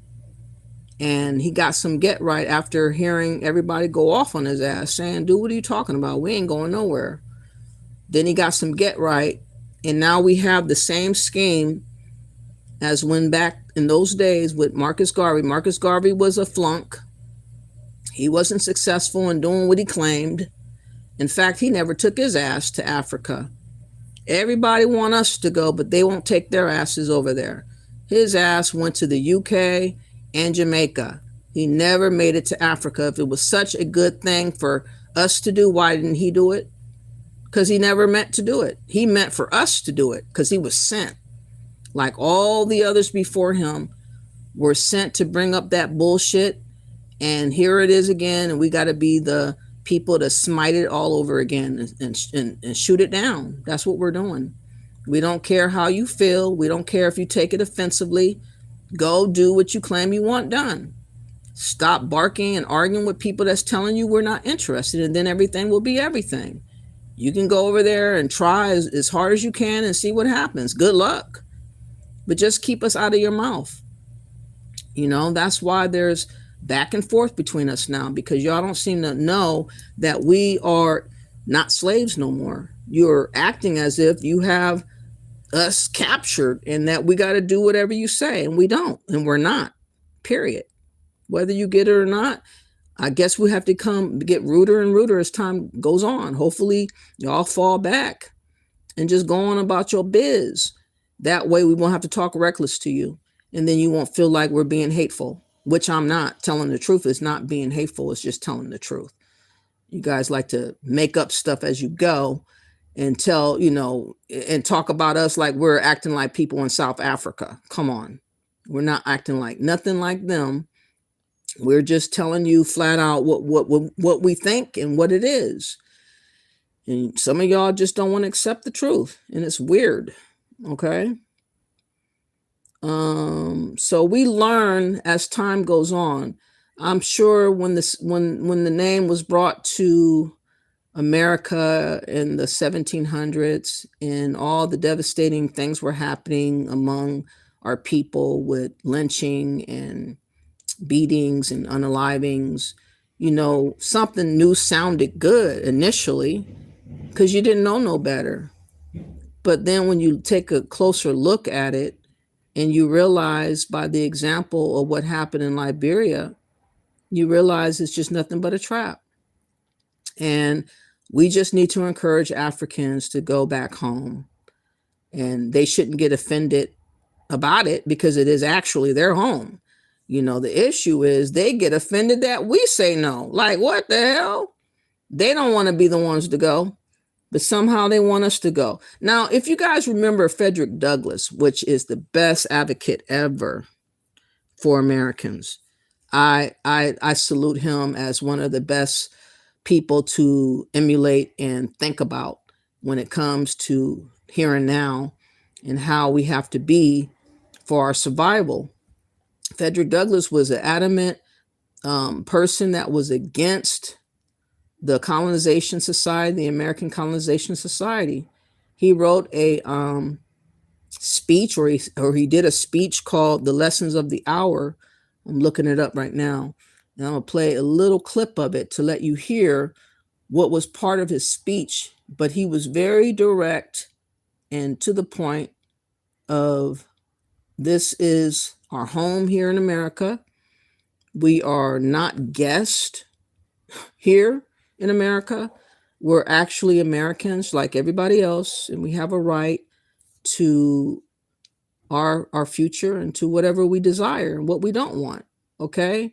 You don't have the right to tell Black Americans anything. You guys seem to believe because our ancestors were slaves or enslaved that somehow you can pick up the whip and be able to tell us what it is. And we're letting you know, we're going to snatch that whip out of your hand and beat your ass with it. Okay? We ain't going nowhere, and we're not going to be called nothing that we don't want to be called no more.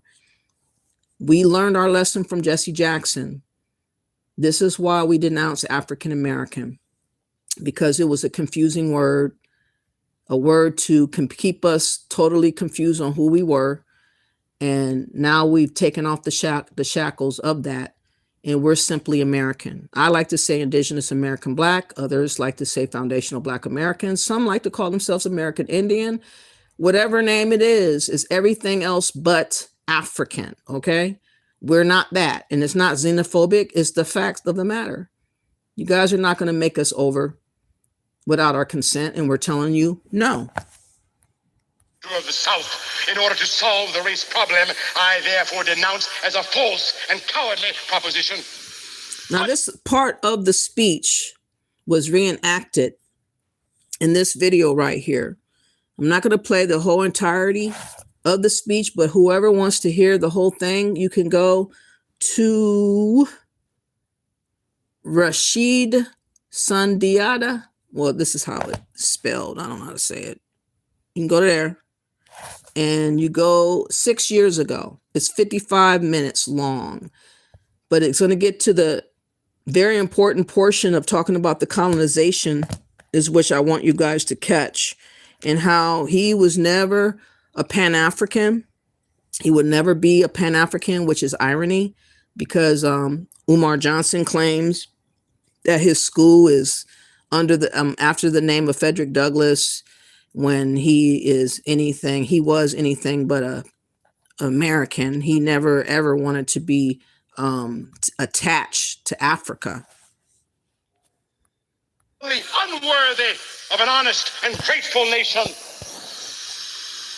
It is a proposition to sacrifice friends in order to conciliate enemies. To surrender the Constitution for the lack of moral courage to execute its provisions. It is a proclamation of the helplessness of the nation to protect its own citizens. It says to the colored citizen, we cannot protect you. We therefore propose to join your oppressors. Your suffrage has been rendered a failure by violence, and we now propose to make it a failure by law. And this, there was never a surrender more dishonorable, more ungrateful, and more cowardly. When the moral sense of a nation begins to decline and the wheels of progress to roll backward, there is no telling how low the one will fall or where the other will stop. This downward tendency has swept away some of the most important safeguards of justice and liberty and dimmed the luster of the American name. Your Supreme Court has surrendered. State sovereignty is essentially restored. Civil rights bills are impaired. The Republican Party has become a party of money rather than a party of humanity and justice. We may well ask, what next? Rebel rule is now essentially restored in many states. It is gradually capturing the nation's Congress. The cause lost in the war is the cause gained in peace. And the cause gained in the war is now the cause lost in peace. The landowners of the South want the labor of the Negro on the hardest terms possible. They once had it for nothing. They now want it for next to nothing. To accomplish this, they have contrived three ways. The first is to rent their land to the Negro at an exorbitant price per annum and compel him to mortgage his crop in advance to pay this rent. The laws under which this is done are entirely in the interest of the landlord. He has a first claim upon everything produced on the land. The Negro can have nothing without the consent of the landlord. As the Negro is at the start poor and empty-handed, he has to draw on the landlord for meat and bread to feed himself and family while his crop is growing. The landlord keeps books. The Negro does not. Hence, no matter how hard he may work or how hard saving he may be, he is in most cases brought in debt at the end of the year, and once in debt, he is fastened to the land as by hooks of steel. If he attempts to leave, he may be arrested under the order of the law. Another way to perpetuate slavery under emancipation, and which is still more effective, is the practice of paying the laborers with orders on the store instead of lawful money. By this means, money is kept out of the hands of the Negro, and the Negro is kept entirely in the hands of the landlord. He cannot save money because he gets no money to save. He cannot seek a better market for his labor because he is by that vicious order system already in debt and therefore already in bondage. Thus he is riveted to one place and is in some sense a slave for a man to whom it can be said, you shall work for me for what I choose to pay you and how I shall choose to pay you. That man is in fact a slave, though he may be called a free man. Now, my friends, this brings us to a final proposition, held up as the solution of the race problem.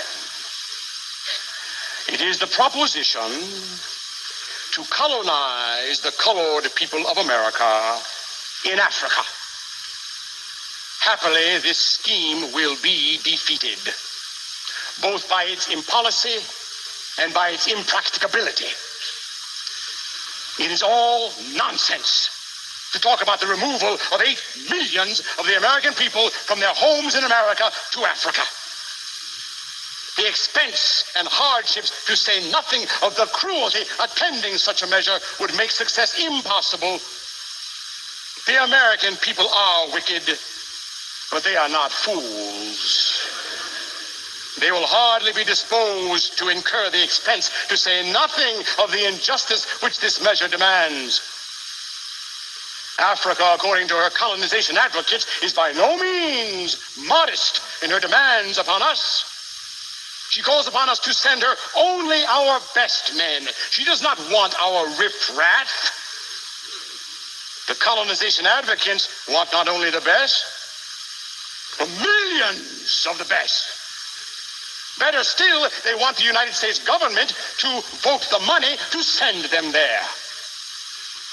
They do not seem to see that if the government votes money to send the Negro to Africa, that the government may also employ means to complete the arrangement and compel us to go. Now I hold that the American Negro owes no more to the Negroes in Africa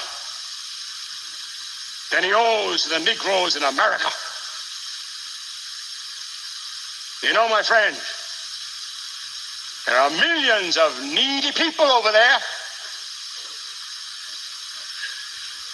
but there are millions of needy people over here as well. And the millions in America need intelligent men of their number to help them, as much as intelligent men are needed in Africa to help her people. We have a fight on our hands right here. A fight for the redemption of the race. And a blow struck successfully for the Negro in America is a blow struck for the Negro in Africa. For until the Negro is respected in America, he need not expect consideration elsewhere.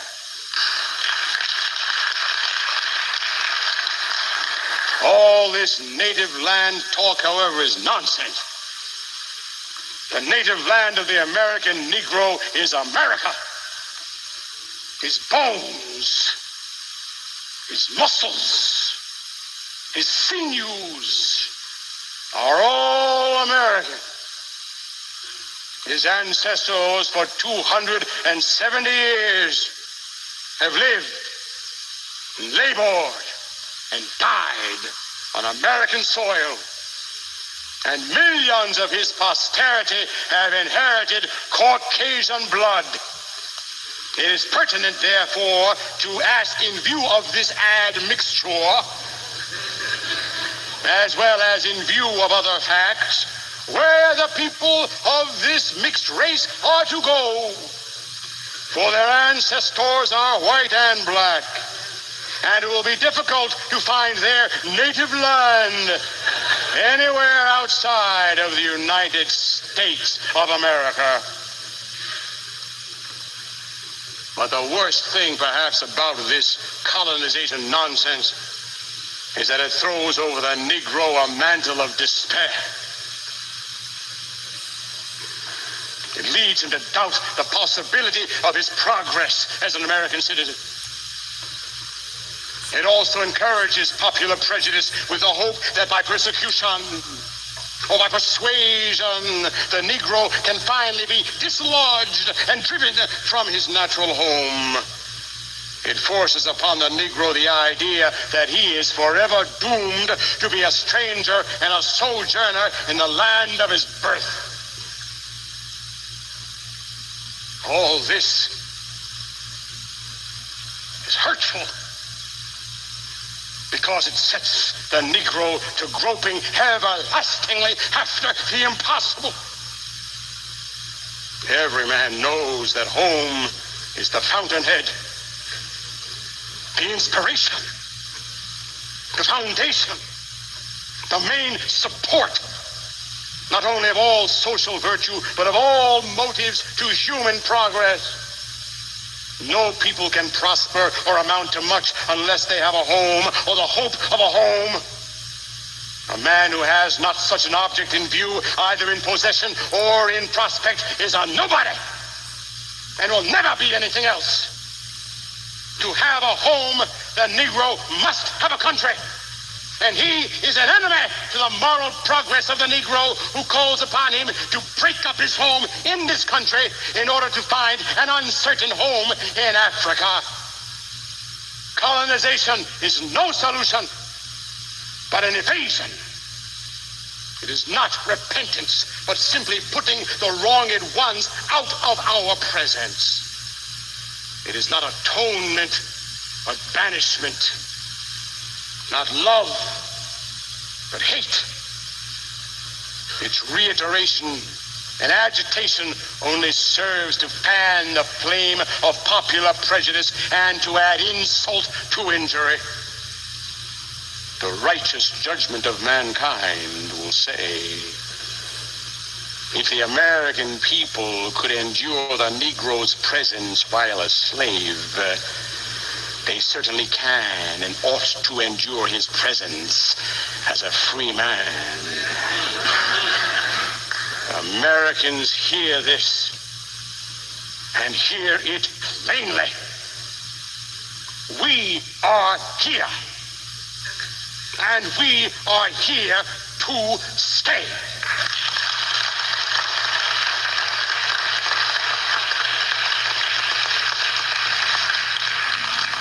My friends, I now come to where I began. That's the part I wanted you guys to hear again.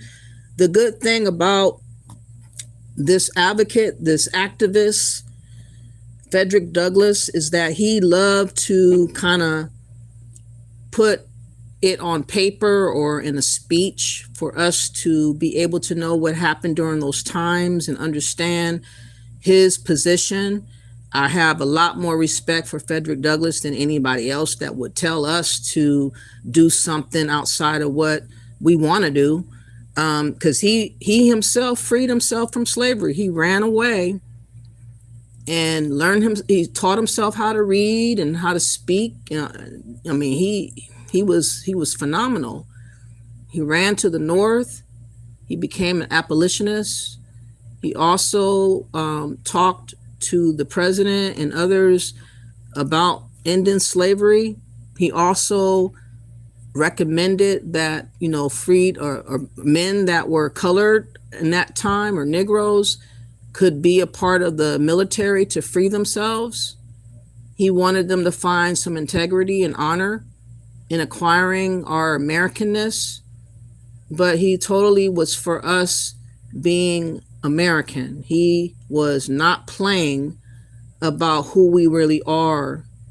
He knows and he knew back then that the American Colonist Society was scheming and scamming to try to get us to do something that ultimately would have got us trapped and done dirty. That's what happened in Liberia. A lot of people that went back to Ghana had bad things happen to them. A lot of people that went to the Gambia or wherever visiting. There was a story I did about a woman renting out a house somewhere in Tanzania or something like that. And to a couple, she shared the space. She rented out a room to have extra money with these two people from somewhere else. Come to find out, they smuggled something in. I think bullets were found in their items, and they ransacked over where she was. They ended up arresting all three. She went to jail for a time. The couple that also rented out the room went to jail for a time. Eventually, the wife passed away because of the harsh conditions and whatnot. It was just a mess. You're so easily ensnared in a lot of different situations in Africa. Cops can harass you and get money from you. A whole lot of people can just scam you. Even people do witchcraft and other things against people that are not from there to garner wealth. And so it's not without a big risk and gamble for us to try something elsewhere other than America. Yes, America's not perfect, but at least we know what we're dealing with for the most part. At least we know where to go or not go. Okay? At least we know not to trust everybody here.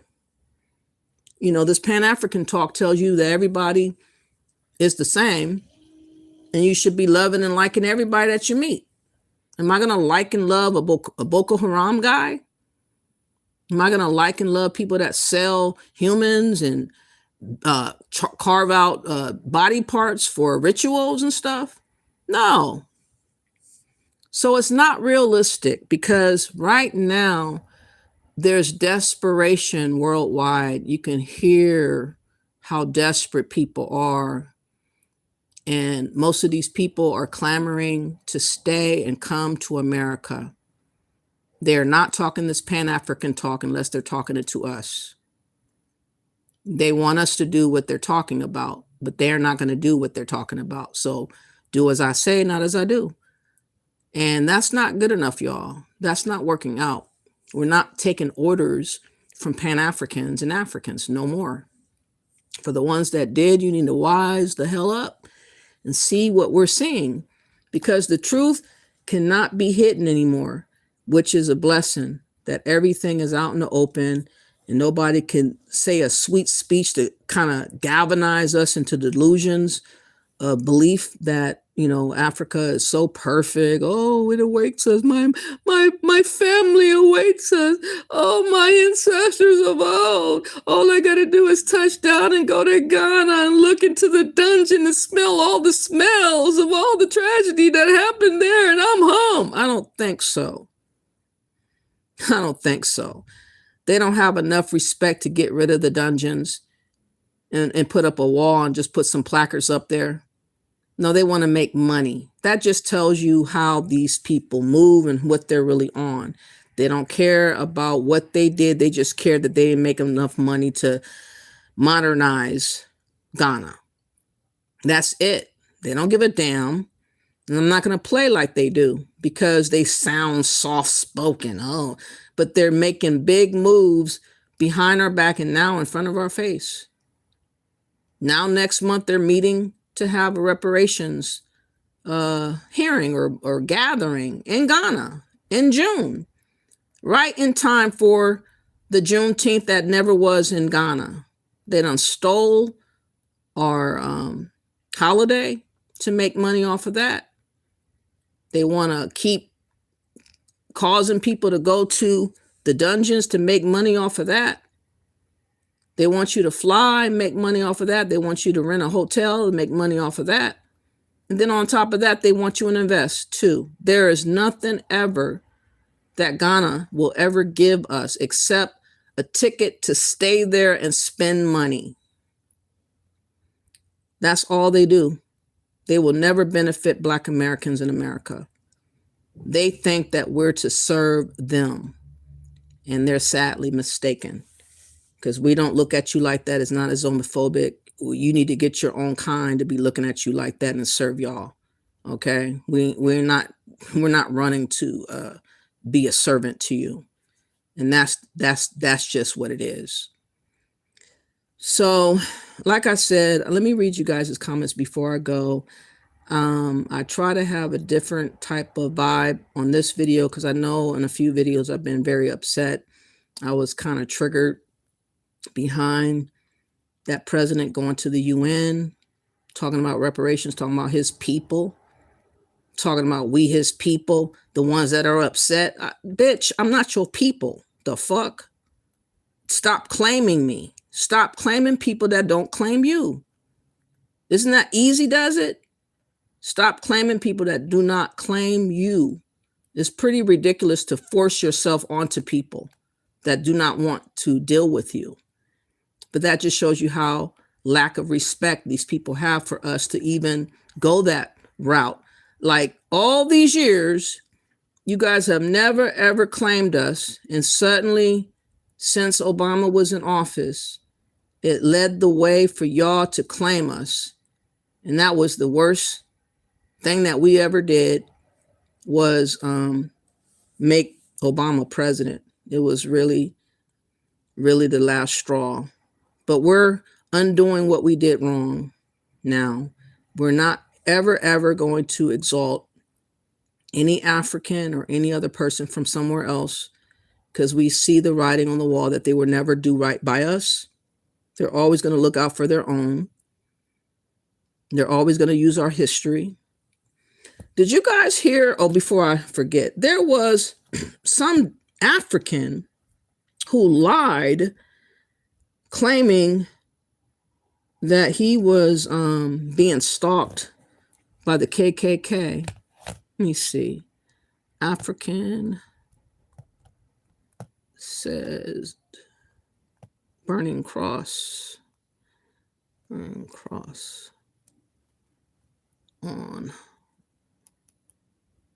lawn, lied. They do any little thing to get in power. I don't know the name of this guy. Let me see if I can find it. Okay, here it is. Come on. It's rolling post incident. Okay.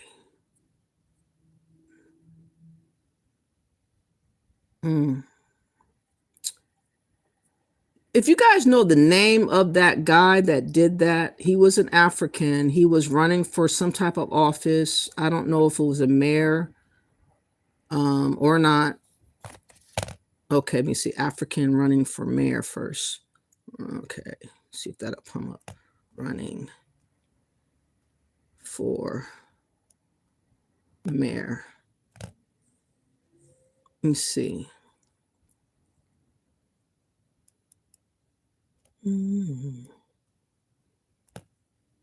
All right, see if it'll come up.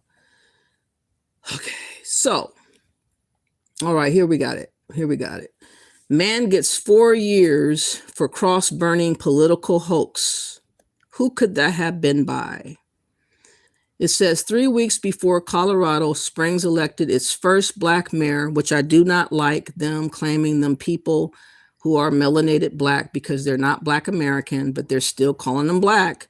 News reports of a cross being burnt beside a campaign sign defaced with a racial slur sparked outrage from local residents rather than a hate crime. However, federal investigators uncovered a publicity hoax.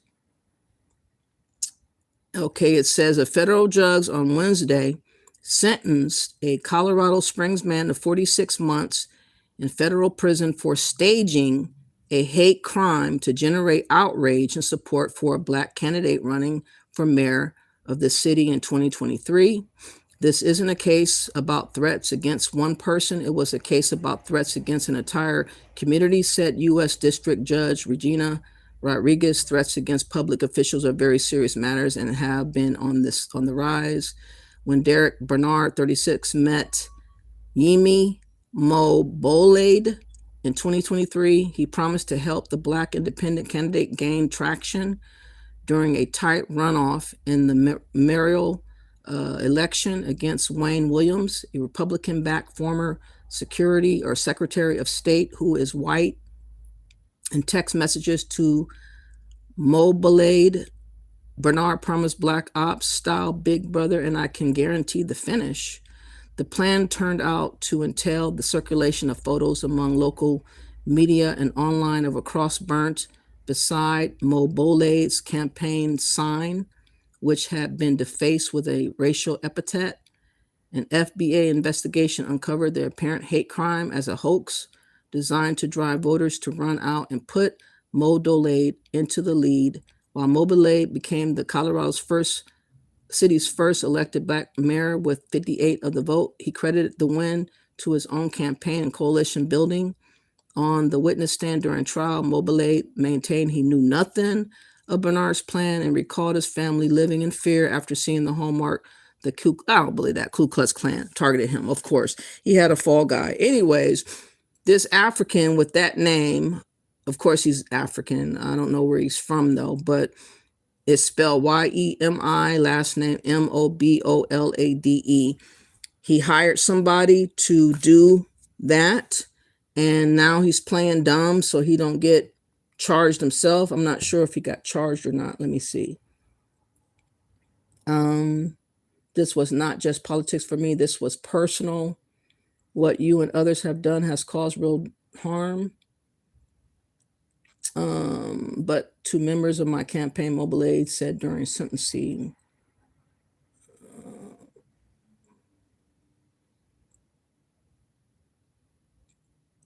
I don't know if they charged the other guy. Wouldn't have occurred but for, I guess he didn't go to jail. The person that did it, but I believe the guy knew about it. The sole beneficiary was this Mr. Mobile Aid. Again, they like using our pain. They like pretending to be us, having somebody burn a cross to get Black people to think you're down for Black folks and all that. It's the same gimmick that they're playing with this Pan-African talk. It's all manipulation. Let me see what you guys have to say. Was the Trump done for Chicago? What has Trump done for Chicago? Hopefully, John, he will do an audit over there in Chicago and get Mayor Johnson hemmed up and put in jail with all the stuff he's been doing for the illegals. I'm pretty sure you can find some fraud there if you keep looking. So he needs to get to Chicago and audit it. Of the hurricane. Okay, you said Johnson is a disgusting Marxist. He refused to allow persecution of crime. Exactly. I heard through the grapevine, I don't know how true it is, that he has a Haitian background, that maybe his grandparents were Haitian. That's why he's going hard in the paint for illegals. But that's just goes to tell you that many people that are foreign or have another homeland will always have another allegiance to somewhere else other than America. And it really does not make sense to put other people with other allegiances in charge of government positions. It really doesn't make sense. I really pray that Trump would stop this madness from going on. You got people now running in Dearborn, Michigan, the Muslims doing their prayers 6 a.m. all loud, disrupting people's sleep. You had people in New York before clamoring all in the way, doing their I mean, it's getting worse and worse and worse. And we are obviously being taken over. I think that if Trump never made it, we would have been done right about now. There would have been no wiggle room with Kamala. And I'm sure that she's going to attempt to try to be a president again, but it's not going to fly. We're not going to vote for no damn Kamala under no circumstance. She's not us. She's not a Black American. I don't give a damn how she talking about cooking greens in the tub. She's still not us. You said they are not citizens. They can go back and come and write. Exactly. And what makes me so frustrated is they claim that they have rights. How do illegals have rights? You came over here illegally, you should be sent home just the same. The hell? My understanding, he's been arrested already by the military. He's at who? GITMO? Gitmo. Who's in Gitmo? You said sent $91 billion in aid to PR and US via after Mariah. Wow. EDEC says Danny C. for Black Righteous, Zoe, even Yvette Carnell speaking truth to the wickedness power. You know, I had to cut off Yvette Carnell. I did like some of the stuff that she has said, but I fought her more, EDEC, honestly, because she used to work for the Congress. And you would think if you used to work with the Congress, you would have numbers of people to contact with proposals or writings or petition to submit to kind of support what you're trying to do in physical terms on the ground. She has never lifted a finger. She's never made a call. She's never said nothing about nothing. She's just been talking about charters, talking about reparations, ain't even responded really until after what UN reparation what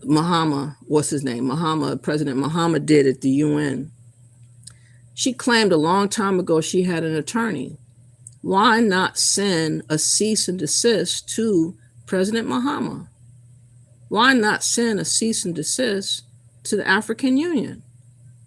Why not send a cease and desist to the Congressional Black Caucus about them trying to railroad us with this Pan-African talk? She's never done none of that. If I would have had the influence of her and the numbers of people that I knew in the Congress, I would have made sure to fill people in on what I'm trying to do, especially if they were Black Americans. But she never did nothing. So I don't know what to tell you. I don't have faith in her at all no more. Hurricane Issa in 2020 and Uncle Creepy Joe Biden won in November 2020. Yeah, I am talking about the most recent hurricane. Okay. And that was in Puerto Rico. He was throwing paper towels. 91 billion was paper towels. Wow. Okay. Hurricane Maria. There's been a lot of hurricanes lately. EDEX says Pan-Africanism is a failed concept that hardly anyone in Africa follows. They don't follow it at all. They just need us to be the dummy. They need us to be the crash dummy. And we are all wising up now and understanding it was nothing but a ploy. Uncle Creepy Joe is no saint. They don't call him Uncle Creepy Joe for nothing. I know that's right. Happy Max says, did what? Prove it. And Rep Ted Lieu called it out on national TV. What did he call out? Street beater. Yes, I heard of Frederick Douglass. Yes, I love Frederick Douglass. For real, for real. And facts, Christopher says. And be hydrated. Right, says Happy. It says Douglas, correct. All the way correct. For people that are always steadily, people try to criticize Frederick Douglass because he ended up marrying a white woman. He was so thorough. He helped out women's rights and he advocated for slave rights. I don't care who he married. He was still down for us. That's what you guys got to realize.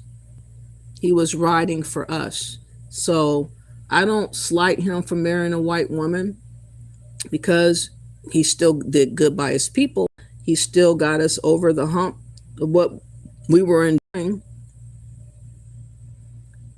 Okay, thank you for being here, Anthony Reeds. Please come again. What's up, Tahanga? Where is Dr. Umar on this since he claimed this man as his ancestor? I know that's right.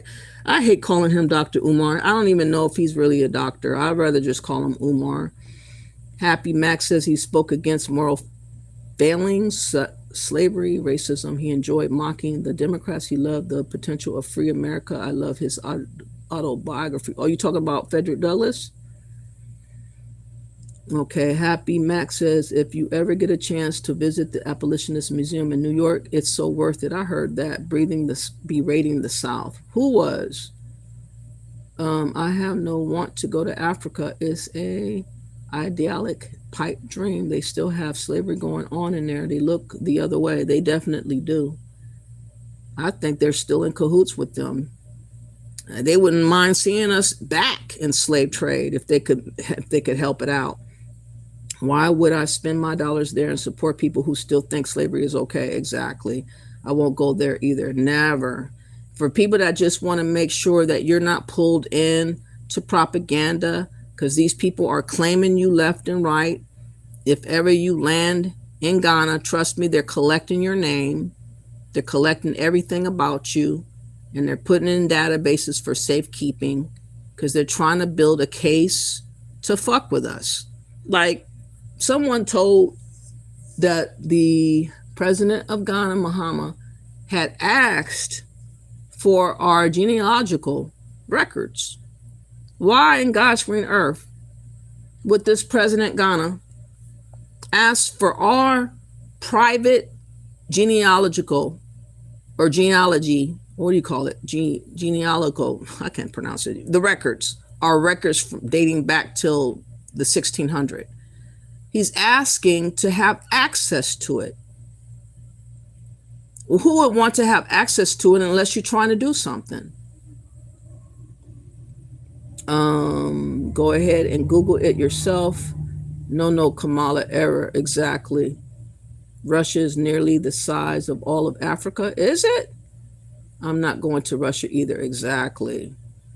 Oh my God, look it up. Look what did you mean? Look up what? Go Google it yourself. What did you say? Not true. The most slaves are held across northern and the western coast of Africa. Please do some research. Some of my family is originally from Cameroon, but it goes on still. Okay. I'm sure it goes on still. I don't, like I said, a lot of the bloodline of the past enslavers, they find pride in being slave catchers and enslavers. That President Mahama of Ghana was of the Ganja tribe, a known catcher of slavers or slaves. And he's basically doing what his people used to do. He's trying to capture us again against our will. And that's why we have to fight back. It's not out of hate, y'all. We don't need to be nice to none of these people. They have not earned us being nice to them. We have to be true and clear about our positions as being Americans first. And whoever is against us identifying as we want to be identified as our enemy, they serve no point in trying to get in our way. Again, they have a lot more people that they could go holler at. They don't need to be up in our face, and they don't need to be bashing us all the time everywhere we go. You know, we were nice in the beginning. When I first came to YouTube, I just observed for a while. I was very quiet. I was just listening. And it came obvious to me that people were trying to brainwash us and trying to make us do stuff against our will. And it's crazy like that. All right, I think I wanted to see. I've been on for a little bit. If you guys have any more comments, please let it be known right now while I look up my last little bit before I go. I always forget about a video or something I want to play at the last moment, so I'm trying to make sure I'm thorough. I don't know when I'll be back again, maybe in another week, but I had energy today to make mention that Pan-Africanism is another form of American Colonization Society. They just renamed it, and they're just trying to make it sound better than what it is, talking about fake unity when there's no unity to be had anywhere. So don't believe the hype. Tell the Africans that's talking to you when they're going to go back to Africa and build up Africa. Just reverse the conversation back on them. The burden should never, ever be on Black Americans. We don't have nothing to do with Africa, whether it's good or bad. It's not our problem. You know, people are trying to make it our problem and we're not having it. And also, if you guys didn't know, they're even researching our blood still. This dude right here, Henry Gates, is it? He has a video that he did a couple of weeks ago where scientists are comparing Black American DNA to European DNA. They constantly keep bringing us up because this agenda, they're being well paid to try to make the argument that we are African. And again, it's all set up that way for us to believe that lie. We do know that we have many people that are from this soil here in America, and it's okay to call yourself Indigenous American Black because you are indigenous to the name of United States of America. We are. We were one of the first Americans. So it is what it is. People trying to get us to claim another place, and they're trying to come over here talking about they American. Can't you guys get that? They are arguing with us about them being American too. while telling us we African and we're not really Americans. Don't y'all hear that all the time? Anyways, it's not a xenophobic YouTube. This was for educational purposes only, that I looked up stuff and that I showcase videos. It's not meant to be hateful. It's just meant to tell the truth about what happened in the 1700s, where people attempted to get us to go somewhere we're not from, and how it panned out for them. They did not have a happy ending in Liberia. Whoever remains over there in Liberia is very few of them. But those few that are over there, the Liberians need to claim them as their people and stop looking to us to claim. We're sick and tired of everybody trying to cling on to us for dear life. We do not like that. We do not like all that attention, I promise you.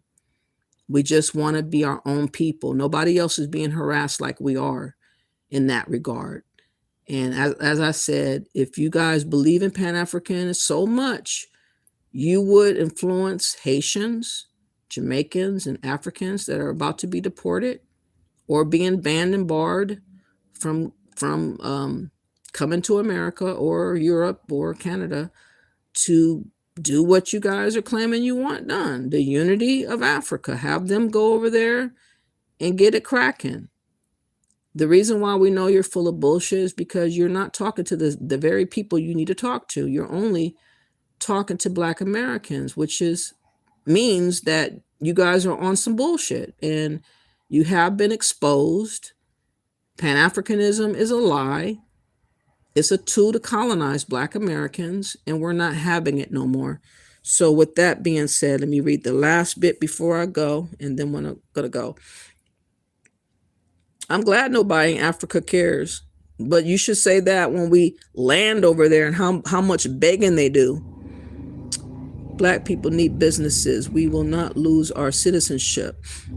Yeah, I say don't get no citizenship in Africa. Please spare yourself the harm.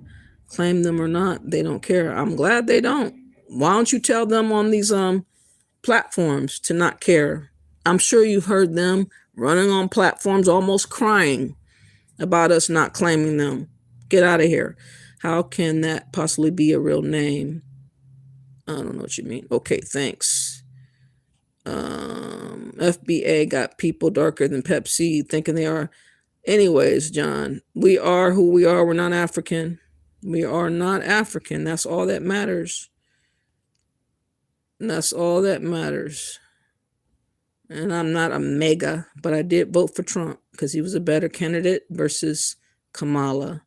And I will be voting for a Republican again to block Democrats, no matter what. They got to go. FBA actually know our lineage and have paperwork to prove it. You don't have a birth certificate. Anyways, I'm just going to ignore you from now on because you sound dumb. You tethers are stupid. Keep worshiping your white daddy. Exactly. Almost lattes. The last time I checked, we have Black congressman currently in USA. We are not the same, and your alien forehead proves it. Oh, man. You're a lying, fleeing terror who's only on here to undermine. Exactly. They wish I had a platform on. They would try to run up here to argue me down, but you guys didn't get the opportunity, so you had to type it up.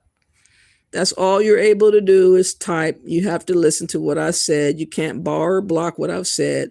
What's up, everybody? I'm just reading through. You guys are going back and forth among yourselves. I appreciate everybody's participation in the chat room. And again, it would all work well if Africans just would accept what we're saying. The reason why you guys won't accept what you're saying is because you have an agenda, and it's called colonization. And also you guys feel like you are superior over us. That's why you guys will never stop, and that's why we'll never get along, period, dot. If you guys will respect us, we will in turn respect you and let us move about our business and do our own way. like we've been doing way before you got here.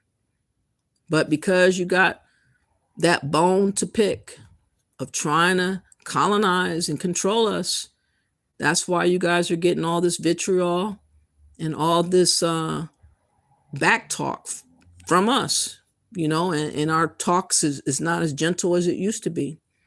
It's not politically correct no more. We don't care if it stings or hurts because you guys are not listening. And we hope one day soon that you will get the memo so that we can go back to how we were, which is calm, cool, and collected.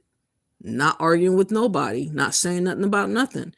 We're not going to get in the way of deportations. Whatever happens in June or July with the birthright citizenship, it is what it is. I just want to remind y'all about the 250th anniversary this July. Be very vigilant because I believe a lot of crazy individuals that are going to be butthurt over, the birthright citizenship and other rules and other policies that Trump comes up with, because he's going to come up with other rules and policies if he doesn't get his way in the Supreme Court. Trust and believe he will find a way to make up for that. And I feel that a lot of people are going to come out of the woodworks trying to do damage and trying to harm as many people as they can in crowds of people. So that will be, in their mind, a great time to come out and act a fool. So I would recommend that you guys find, quieter places to be, kind of spaced out, maybe among yourself, maybe in your family. Have a barbecue, stay home, do your own thing separate. Don't go to big crowds of celebrations. Please don't do that, because that's just an accident waiting to happen, in my opinion, especially with everything about to happen. It's going to be a very hot summer, and a lot of people are going to come unglued, and we got to be prepared to defend ourselves legally. So look out for everybody. Oh, I'm glad I said that. There was a hero. There are 2 Black heroes. Did you guys hear about that shooting? I almost got off the this guy, right? 2 guys, 2 brothers stopped and beat up someone from harming. Hold on, let me see if I can find a shorter video.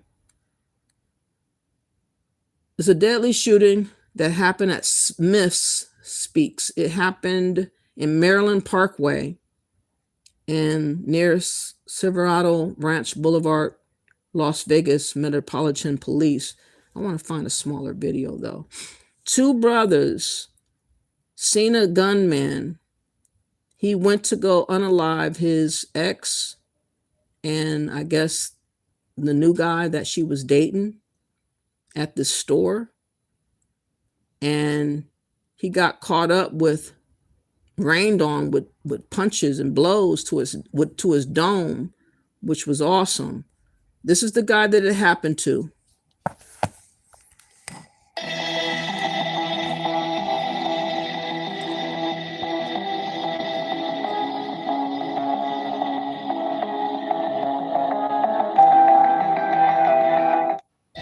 Okay.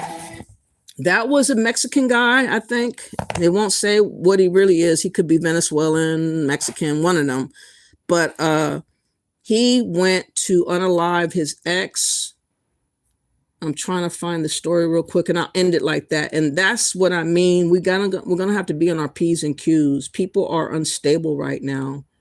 A lot of people are coming out of the woodworks, trying to harm as many people as they can when they feel slighted. And, you got to worry about people in cars, like rolling over a crowd of people. That happened already before. You got to be very vigilant and understand what time we're in. People are not wanting us to feel happy about being Americans. They would love for us to choke off of that, That's the spirit that's out here. A lot of jealous people are out here wanting to seek revenge. And they want to cause harm because they're jealous and they want their way. They feel entitled. And so they're going to act out. I could imagine a lot of people getting drunk or high or both and feeling some kind of way about our anniversary or us celebrating America. They're not going to be happy campers everywhere you go. Trust and believe that. So what I'm going to do is I'm going to stay home. I'm not going nowhere. If I go somewhere, I'll be over my friend's house, low key, and stay safe and sound in someone's home. I'm not doing nothing to cause. I'm trying to look for this video. Man, come on. All right. 2 shooter shooting at, oh man, what was it called? Shooting.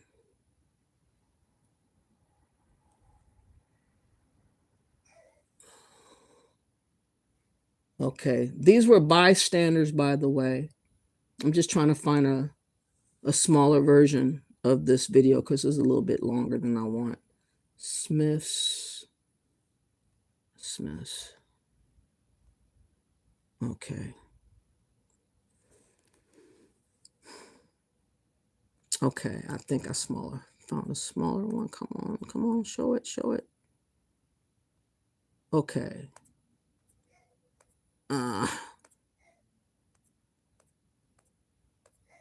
Okay, these were the 2 that were unalive, and then I'll play the other. There were a couple.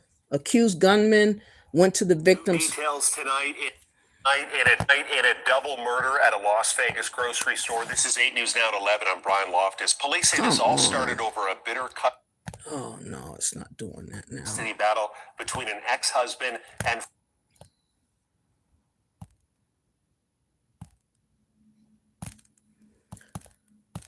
oh man.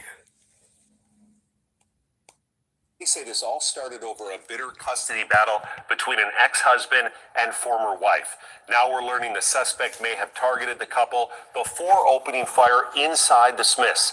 8 News Now anchor Jasmine Wolk live in studio tonight, breaking down the timeline. Brian, a bloody scene unfolding inside of this store. The arrest report says the suspect, 43-year-old Alejandro Estrada, started his day by breaking into the couple's home.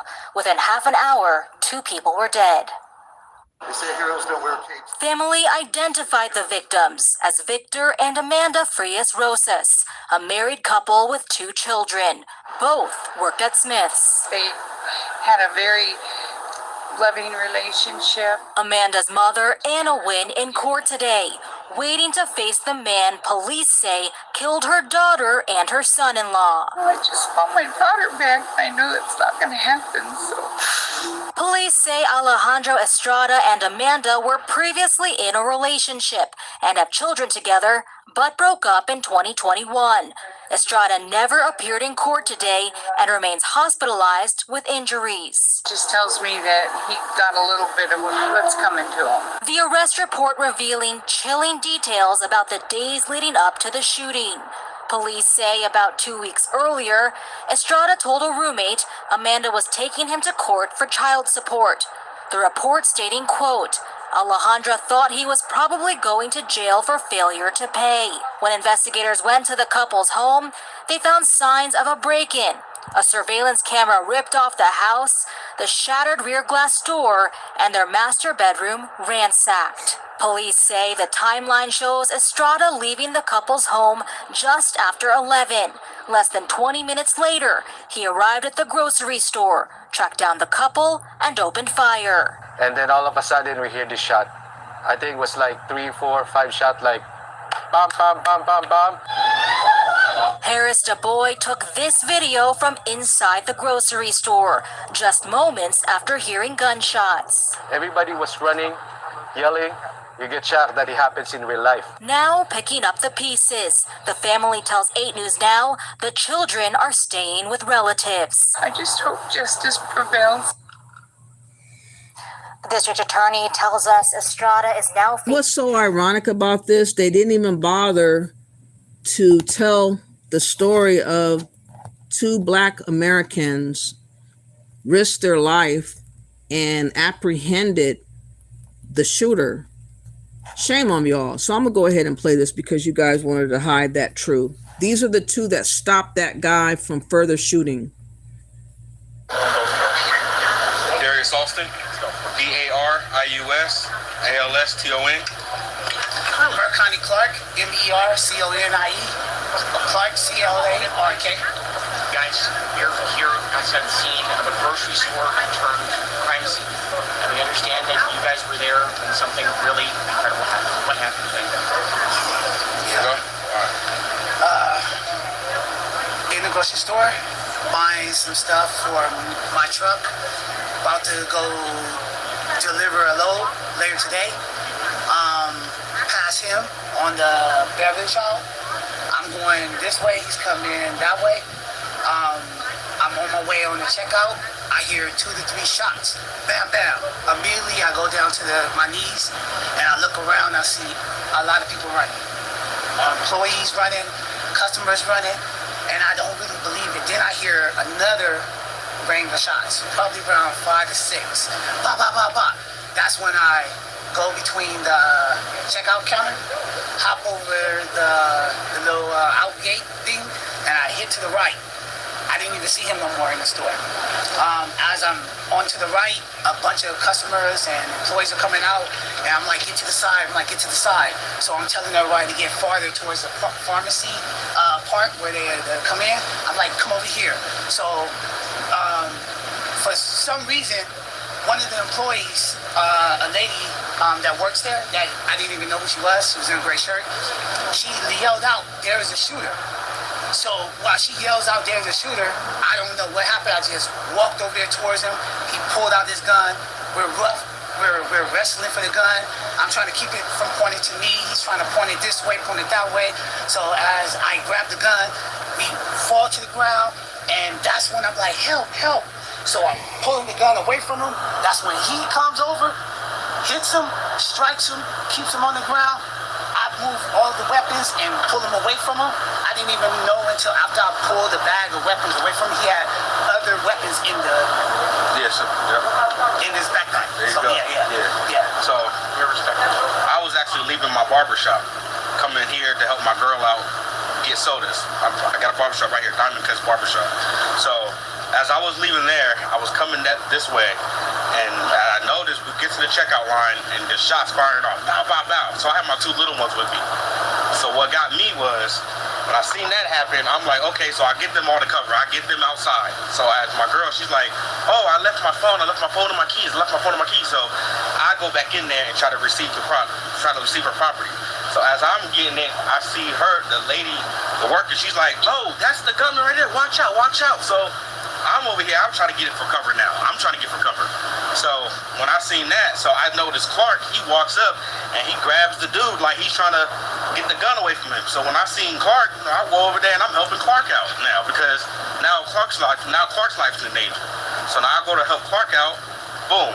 So when we get him on the ground and all that stuff, Clark pushes his bags out of the way, gets his guns away from there and everything. I'm still on there beating this guy up, picking him up, That's all we want to do is keep beating him, everything. Just trying to get him away from this bag. Trying to get back up. Just to try to get away from the bag. As soon as we did that, the cops pull up. Boom. They all flying around. They pull up. We stopped what we was doing, and they took in their hands. Yeah, they got here quick. They got here real quick. I see. Can you show us your hands? Can you just hold your hand up for us? What happened? This was from me keeping him from pointing the gun at me because we was wrestling. And after he pulled it out of his shirt, I'm holding the gun, keeping the barrel pointed away from me. He's trying to point it towards me. I'm trying to pull it away from him. As I'm doing that, I'm making sure the weapon is not pointed at me. As we struggling, that's when I turned over the side like this, and that's how I got this. He got scraped all up in the shoulder. And as that happened, if he wouldn't have came to help, Clark would have been gone. Yeah, I would have been gone. Clark would have been gone. I had the gun in my hand, trying to keep it from him from pulling it. After I fell with the gun, he came and struck him. And it was over. The gun, got away from him, got the bag. Didn't know, like I said previous. And talk about, this is a horrific situation. You probably never. Y'all know doggone well if it would have been anybody else, they would have been raving about the heroism of these 2 men, of these 2 brothers right here. But somehow the news missed what they did to disarm a shooter and furthering damage and unalivings. That's just so pathetic. Anyway, shout out their names again for me to read for y'all to know. And this is the mindset we need to have moving forward, because it's going to be very, very tricky this summer. I already know it's coming. It is Marconi Clark and Darius Austin were the ones that helped take down the suspect there at Smith's store. So shout out to him. We have to have that mentality to work together whenever we see somebody that's a gunman. If you're close enough to stop it, at least try before not trying at all. It's better to try than to lose your life without trying at all. And they had the right mentality. I'm just trying to suggest that perhaps for the new year or for the 250-year celebration, that you understand the spirit world is going to be working, and a lot of demonic entities are going to be out there wanting blood for what is going on in America right now.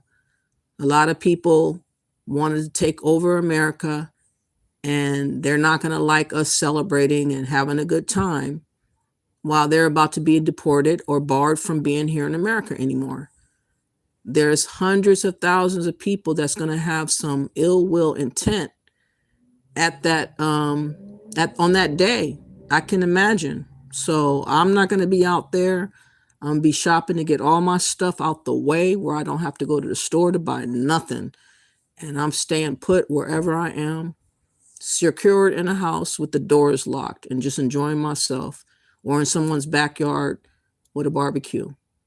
I suggest that you guys do the same thing. Don't go out there willy-nilly and just have a good old time and be forgetting that there's a lot of people that's very upset about our celebration, celebrating that we're Americans, celebrating that we've been here all along and this and that and the other. A lot of people are not going to feel good about that, especially the Democrats. Do you know Al Sharpton has the nerve to say on July the 4th, he wants Black Americans to protest? We're not doing that, Al Sharpton. You're not our leader. Go to hell with that. You go out there and protest, but we will not be protesting. Whoever is caught outside protesting with Al Sharpton, you are definitely a Democratic slave, and you need to get slapped up to wake the fuck up. He does not give a damn about you. He is just trying to control you and pimp you and treat you like he is the master over you and you are his slave. Please steer clear of Al Sharpton or any of the Democrats talking all their jazz. I'm pretty sure a lot of racist talk will be coming up. A lot of different stories going to come up to point the finger at Trump. They never want to talk about themselves. They always want to look nice and angelic like, but they're not. They're not on our side. They never have, and they never will be. So with that being said, I really appreciate everybody for being here. I don't know when I'll be back. I can't say for certain, but I really wanted to get that off my chest about Pan-Africanism being the second name or phrase used just like the American Colonization Society. There is no difference at all. And you should have more umption to tell Africans and Pan-Africans to go fuck themselves. We're not going to Africa. We're not African, and we're not doing Pan-Africanism. You first. You guys do it first, and let us watch you do it, and then we'll think about it, okay? With that being said, thank y'all for appearing. Please like and share, and bless up.